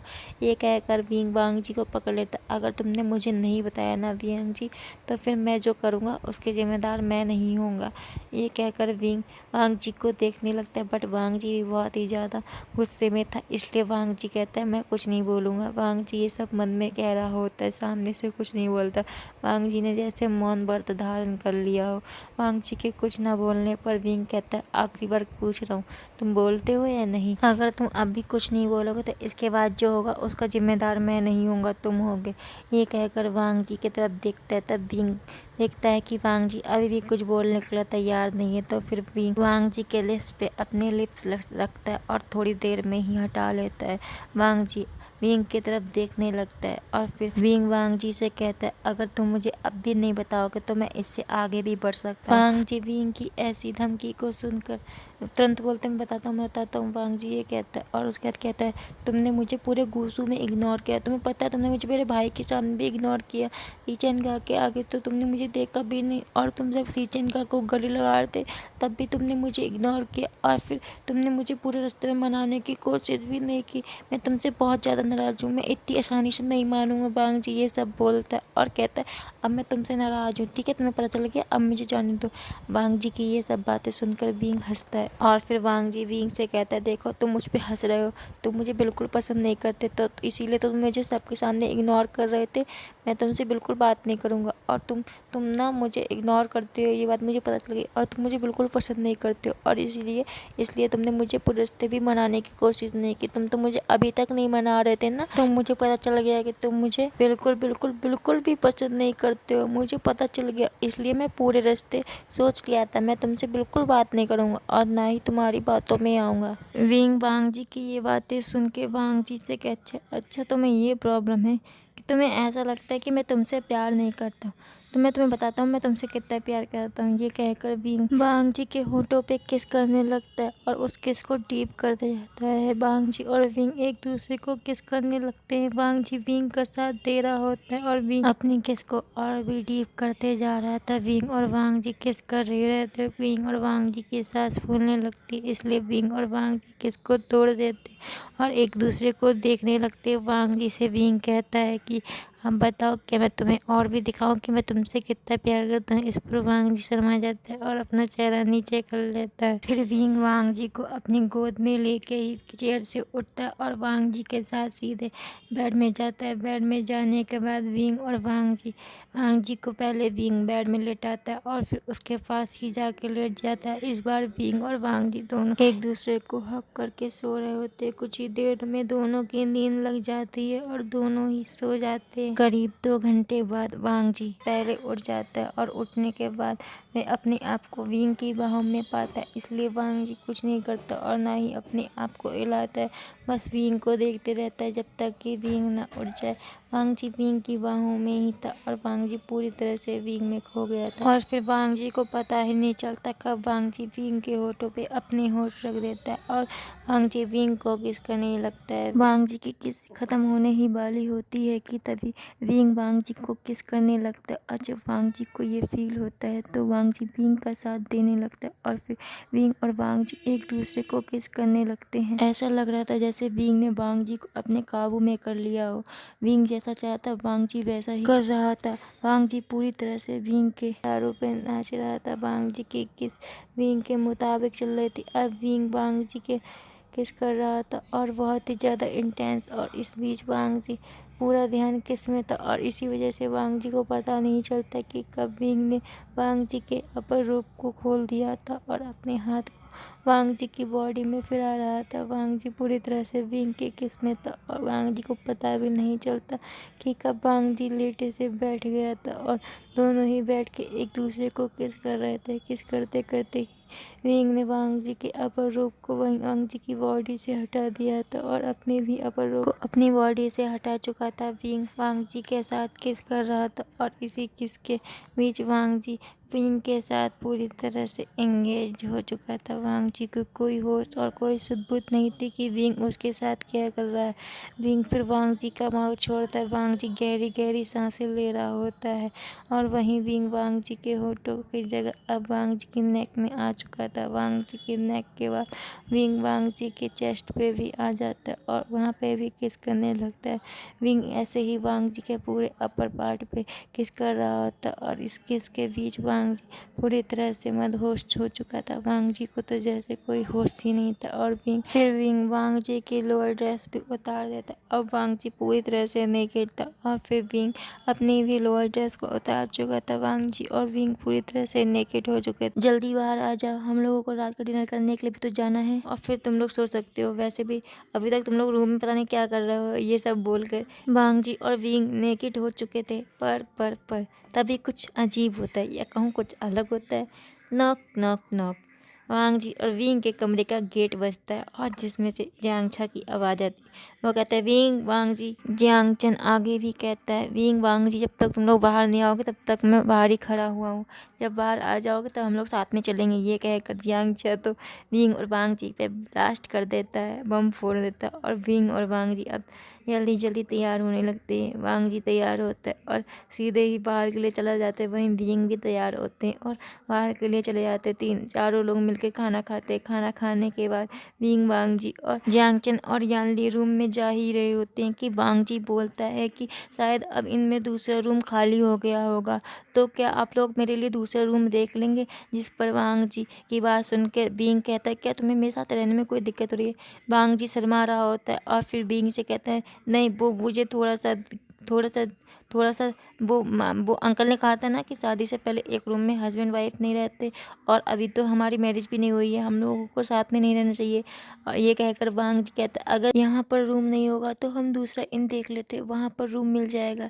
ये कहकर वांग जी विंग की तरफ देखने लेता है, बट वांग जी की आंखों में थोड़ी सी शर्म भी थी।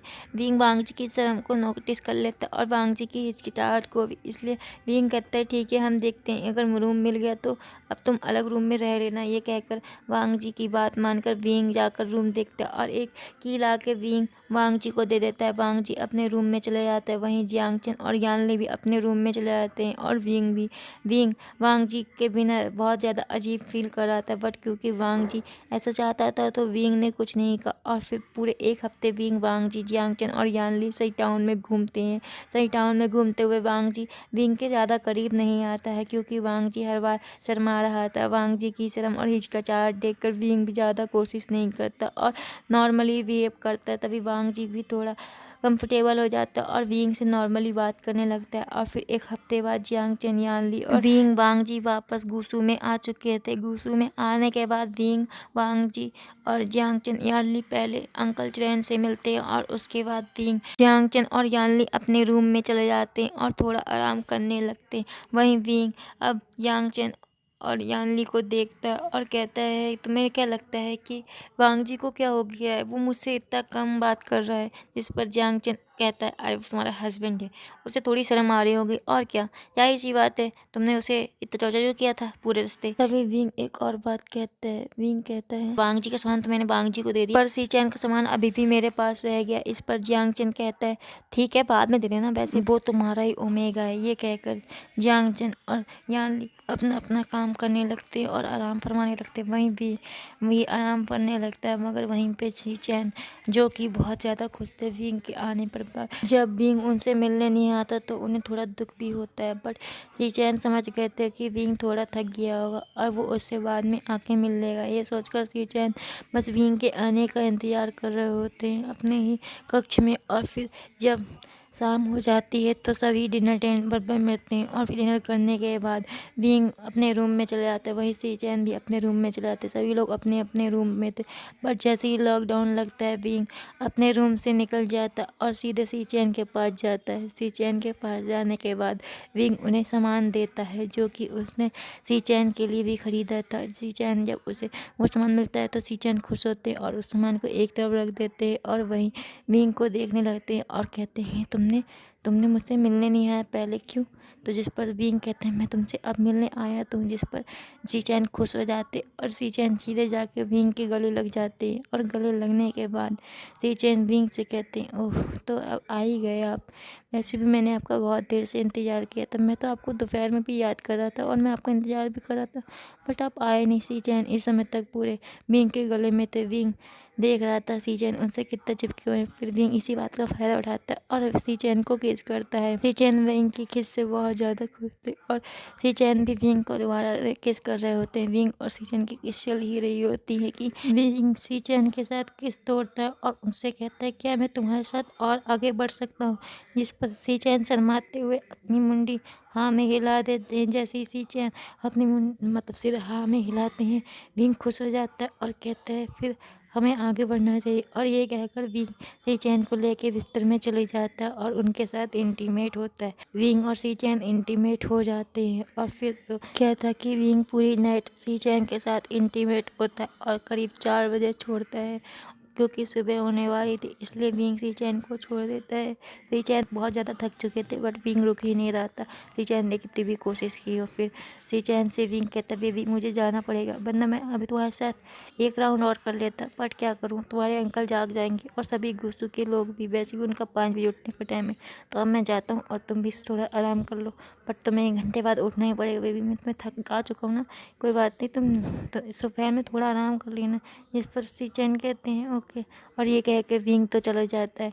वहीं सी-चैन भी आराम करने लगते हैं उसी हालत में। फिर सी-चैन 5 बजे उठ के अपने आप को फ्रेश करते हैं और इस बीच सी-चैन को बहुत ज़्यादा पेन और वीकनेस फील हो रहा था और थोड़ी थकान भी हो रही थी, बट सी-चैन ये सब इग्नोर करते और अपने डेली रूटीन को फॉलो करने लगते हैं। इसी तरह से सी-चैन का दिन बीतता है और वहीं वांग जी का भी, वांग जी विंग से थोड़ी बहुत बातें करता था। सी-चैन और वांग जी को विंग नाश्ते की टेबल में, डिनर की टेबल में और डिनर के साथ लंच की टेबल में ही दुखी कर पाता था या फिर उनसे मिल पाता था, क्योंकि बाकी के टाइम सी-चैन वांग जी को चिरैन ने किसी न किसी काम में लगा देता और वहीं विंग को अपने साथ रखता। इसी तरह से विंग और वांग जी और सी-चैन, यान ली, जियांग-चैन सभी के दिन बीत रहे थे। और मगर जियांग-चैन और यान ली तो नॉर्मली थे, मगर विंग जो कि शाम को, मतलब कि रात के टाइम 9 बजे के बाद जब गुसू में लॉकडाउन लग जाता तब जाकर विंग सी-चैन के साथ समय बिताता था और इस बीच सी-चैन और विंग इंटीमेट भी होते थे और इसी तरह से पूरा 1 महीना बीत जाता है। और बट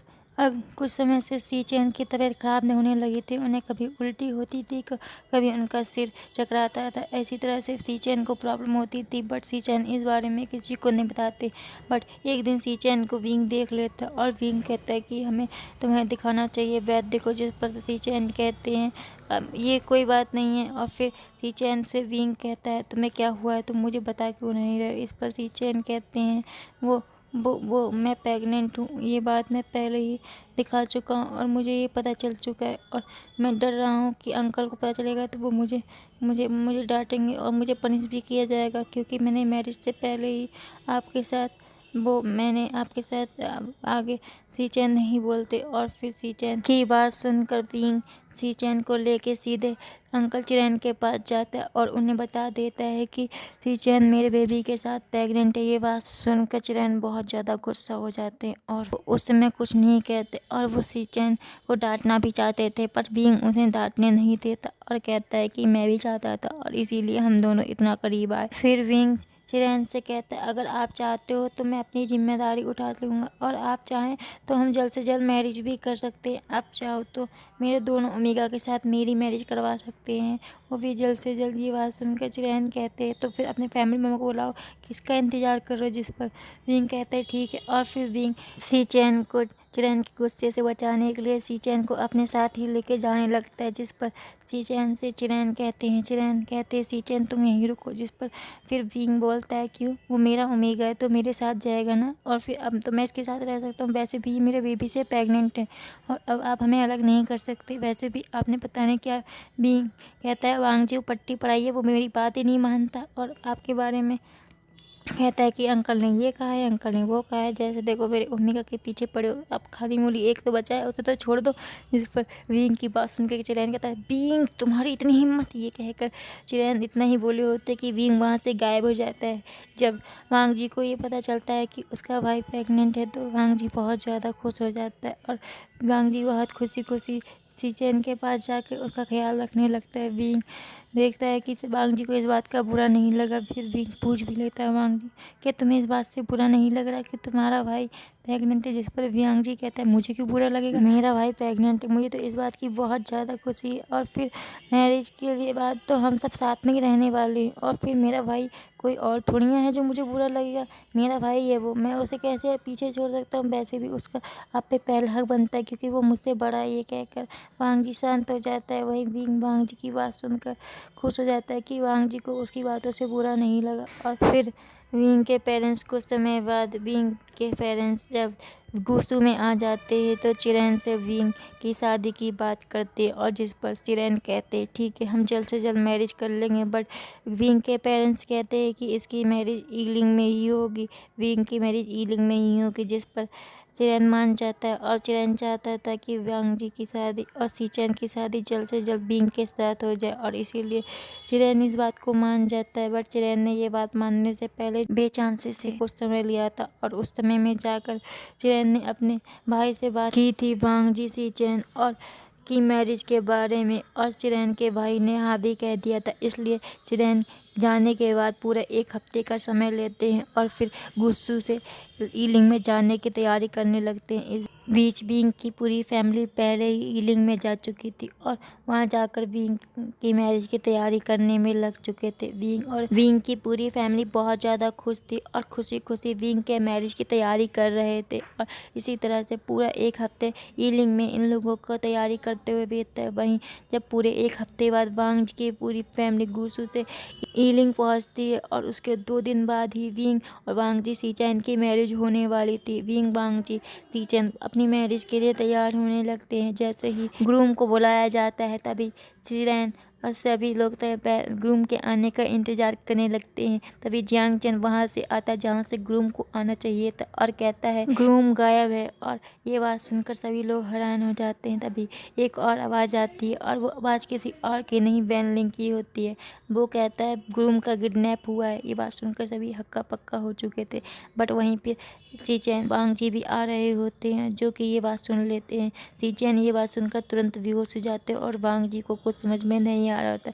वो अपने फ्यूचर हस्बैंड की तरफ देखे या फिर अपने भाई को देखे, वांग जी यही सोच रहा होता है कि तभी वैनलिंग वांग जी के पास आता है और उससे कहता है तुम्हें पता है ना उस दिन वो बात हुई थी जिसमें विंग ओमेगा की तरह बिहेव कर रहा था। वो तुम्हें पता ही ना मेरे कज़न ब्रदर उन दोनों को लगा था कि विंग एक ओमेगा है तो वो विंग को किडनैप करके ले गए। ये बात सुनकर सभी को हैरानी होती कि विंग को एक ओमेगा का समझा और इसी वजह से वो उसे किडनैप कर ले गए।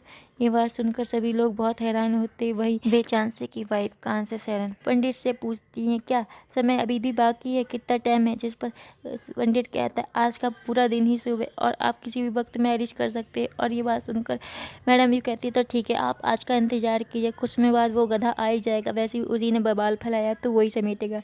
ये बात सुनकर सभी लोग हैरान हो जाते हैं और फिर वांग जी अपने भाई को संभालने लगता है। वांग जी अभी अपने भाई पर ध्यान दे रहा था, वैसे भी उसका भाई प्रेग्नेंट था।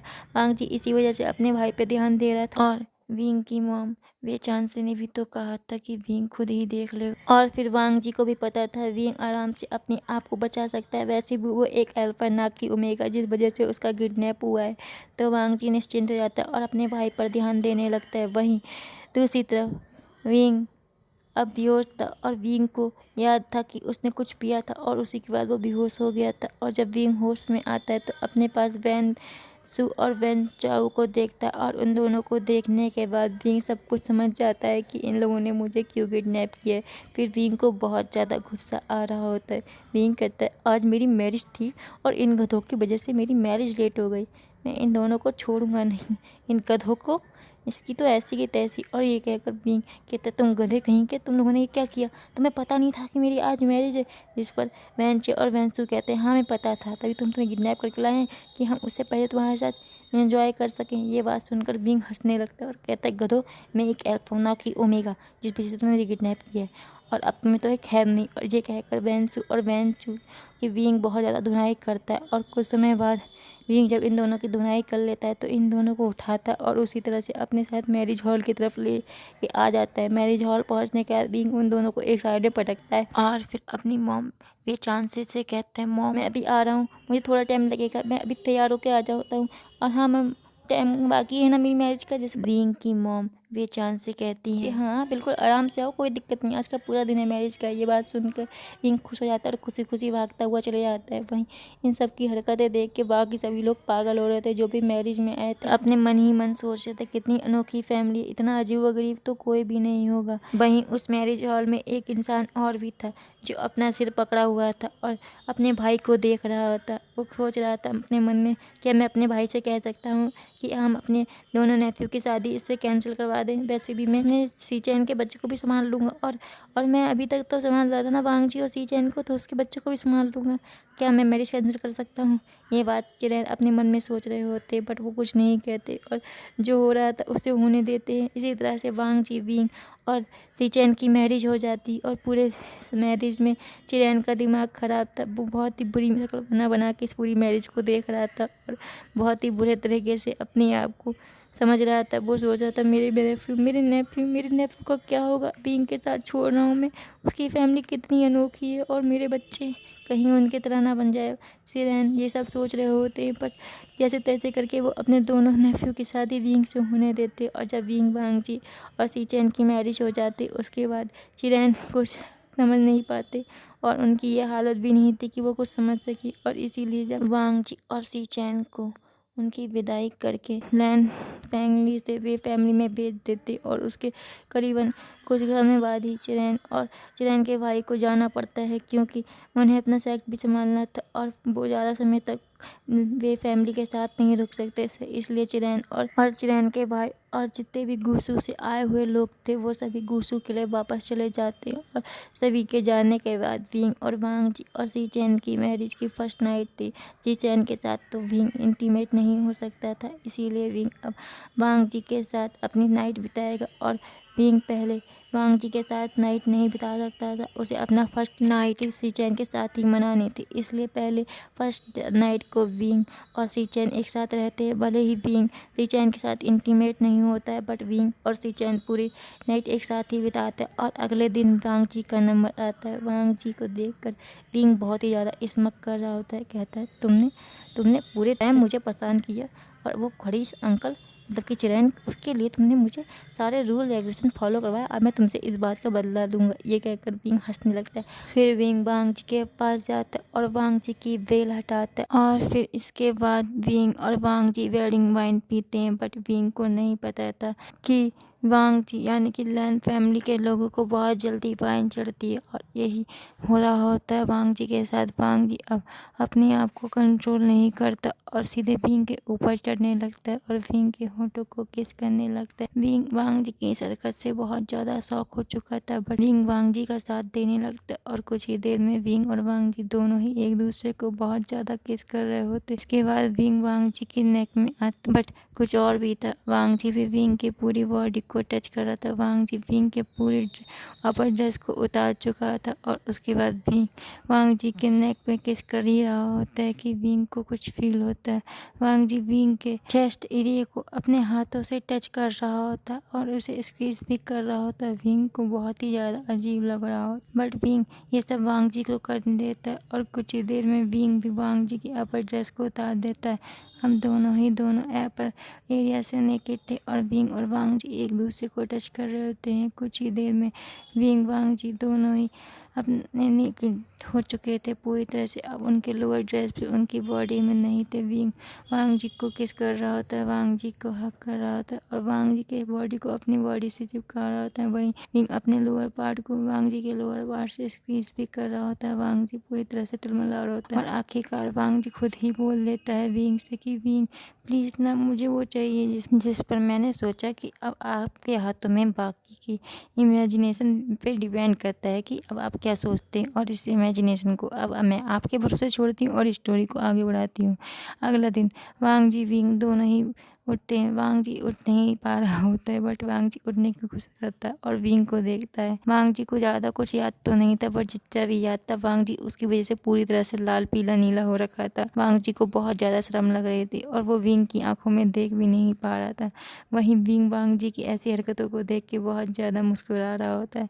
वांग जी उठना चाहता था, बट वो उठ भी नहीं रहा होता है। वांग जी पूरा नेकेड था और इसी वजह से वांग जी विंग के सामने नहीं आना चाहता था, बट फिर विंग खुद ही वांग जी को पकड़ता है और अपने साथ बेड से उठाता है और सीधे वॉशरूम में लेके जाता है। वहाँ जाके विंग और वांग जी साथ में नहा रहे होते हैं, बट विंग का यहाँ कहाँ मन भरने वाला था, तो फिर विंग यहाँ पे शुरू हो गया। वांग जी विंग को रोकना चाहता था, बट कुछ ही देर में वांग जी विंग का साथ देता है और इसी तरह से इन दोनों की ये नाइट के साथ डे आउट भी बन जाता है और फिर दोनों के दोनों कम से कम 12-1 बजे अपने रूम से बाहर निकलते खाने के लिए। वांग जी की हालत देख के सब समझ ही गए होते कि इन लोगों ने अपनी नाइट किस तरह से एंजॉय की। और फिर वांग जी, विंग और सी-चैन की लाइफ इसी तरह से चल रही होती। वांग जी और विंग हमेशा सी-चैन का ध्यान रखते थे और सी-चैन की हर बात को मानते थे। इस तरह से तो जैसे एक बच्चा एक अपने पेरेंट्स की बात मानता, इसी तरह से सी-चैन ऑर्डर लगाते थे और दोनों के दोनों विंग और वांग जी उस ऑर्डर को फॉलो करते थे। सी-चैन ने विंग और वांग जी को बहुत दुखी किया था। विंग बहुत ही ज़्यादा पेशेंटली सभी कुछ मैनेज कर रहा होता है, वहीं वांग जी भी विंग का साथ दे रहा था। सी-चैन को जो भी चाहिए होता विंग वांग जी से कहता और विंग वांग जी दोनों हाजिर कर देते। वांग जी, विंग और सी-चैन बहुत अच्छे से चल रहा होता है। सभी सी-चैन का 8वां महीना भी लग चुका होता है और इसी तरह से पूरे 1 महीना 8 में से 9वां महीना होने वाला था। बट इस बीच वांग जी की तबीयत खराब रहने लग गई थी। वांग जी को उल्टी होती और कभी कभार चक्कर आते, बट वांग जी इस बारे में किसी को नहीं बताता और इसी तरह से चलता रहता है सब कुछ। सी-चैन के पूरे 9 महीने कंप्लीट हो चुके थे और फिर सी-चैन अपने बेबी को बर्थ देने के लिए तैयार हो चुके थे। सी-चैन का बेबी के बर्थ देने का टाइम आ चुका था और इसी तरह से सी-चैन अब बेबी को बर्थ दे रहे थे और उनकी बहुत तेज से चिल्लाने की आवाज़ आ रही थी। विंग सी-चैन के साथ ही था।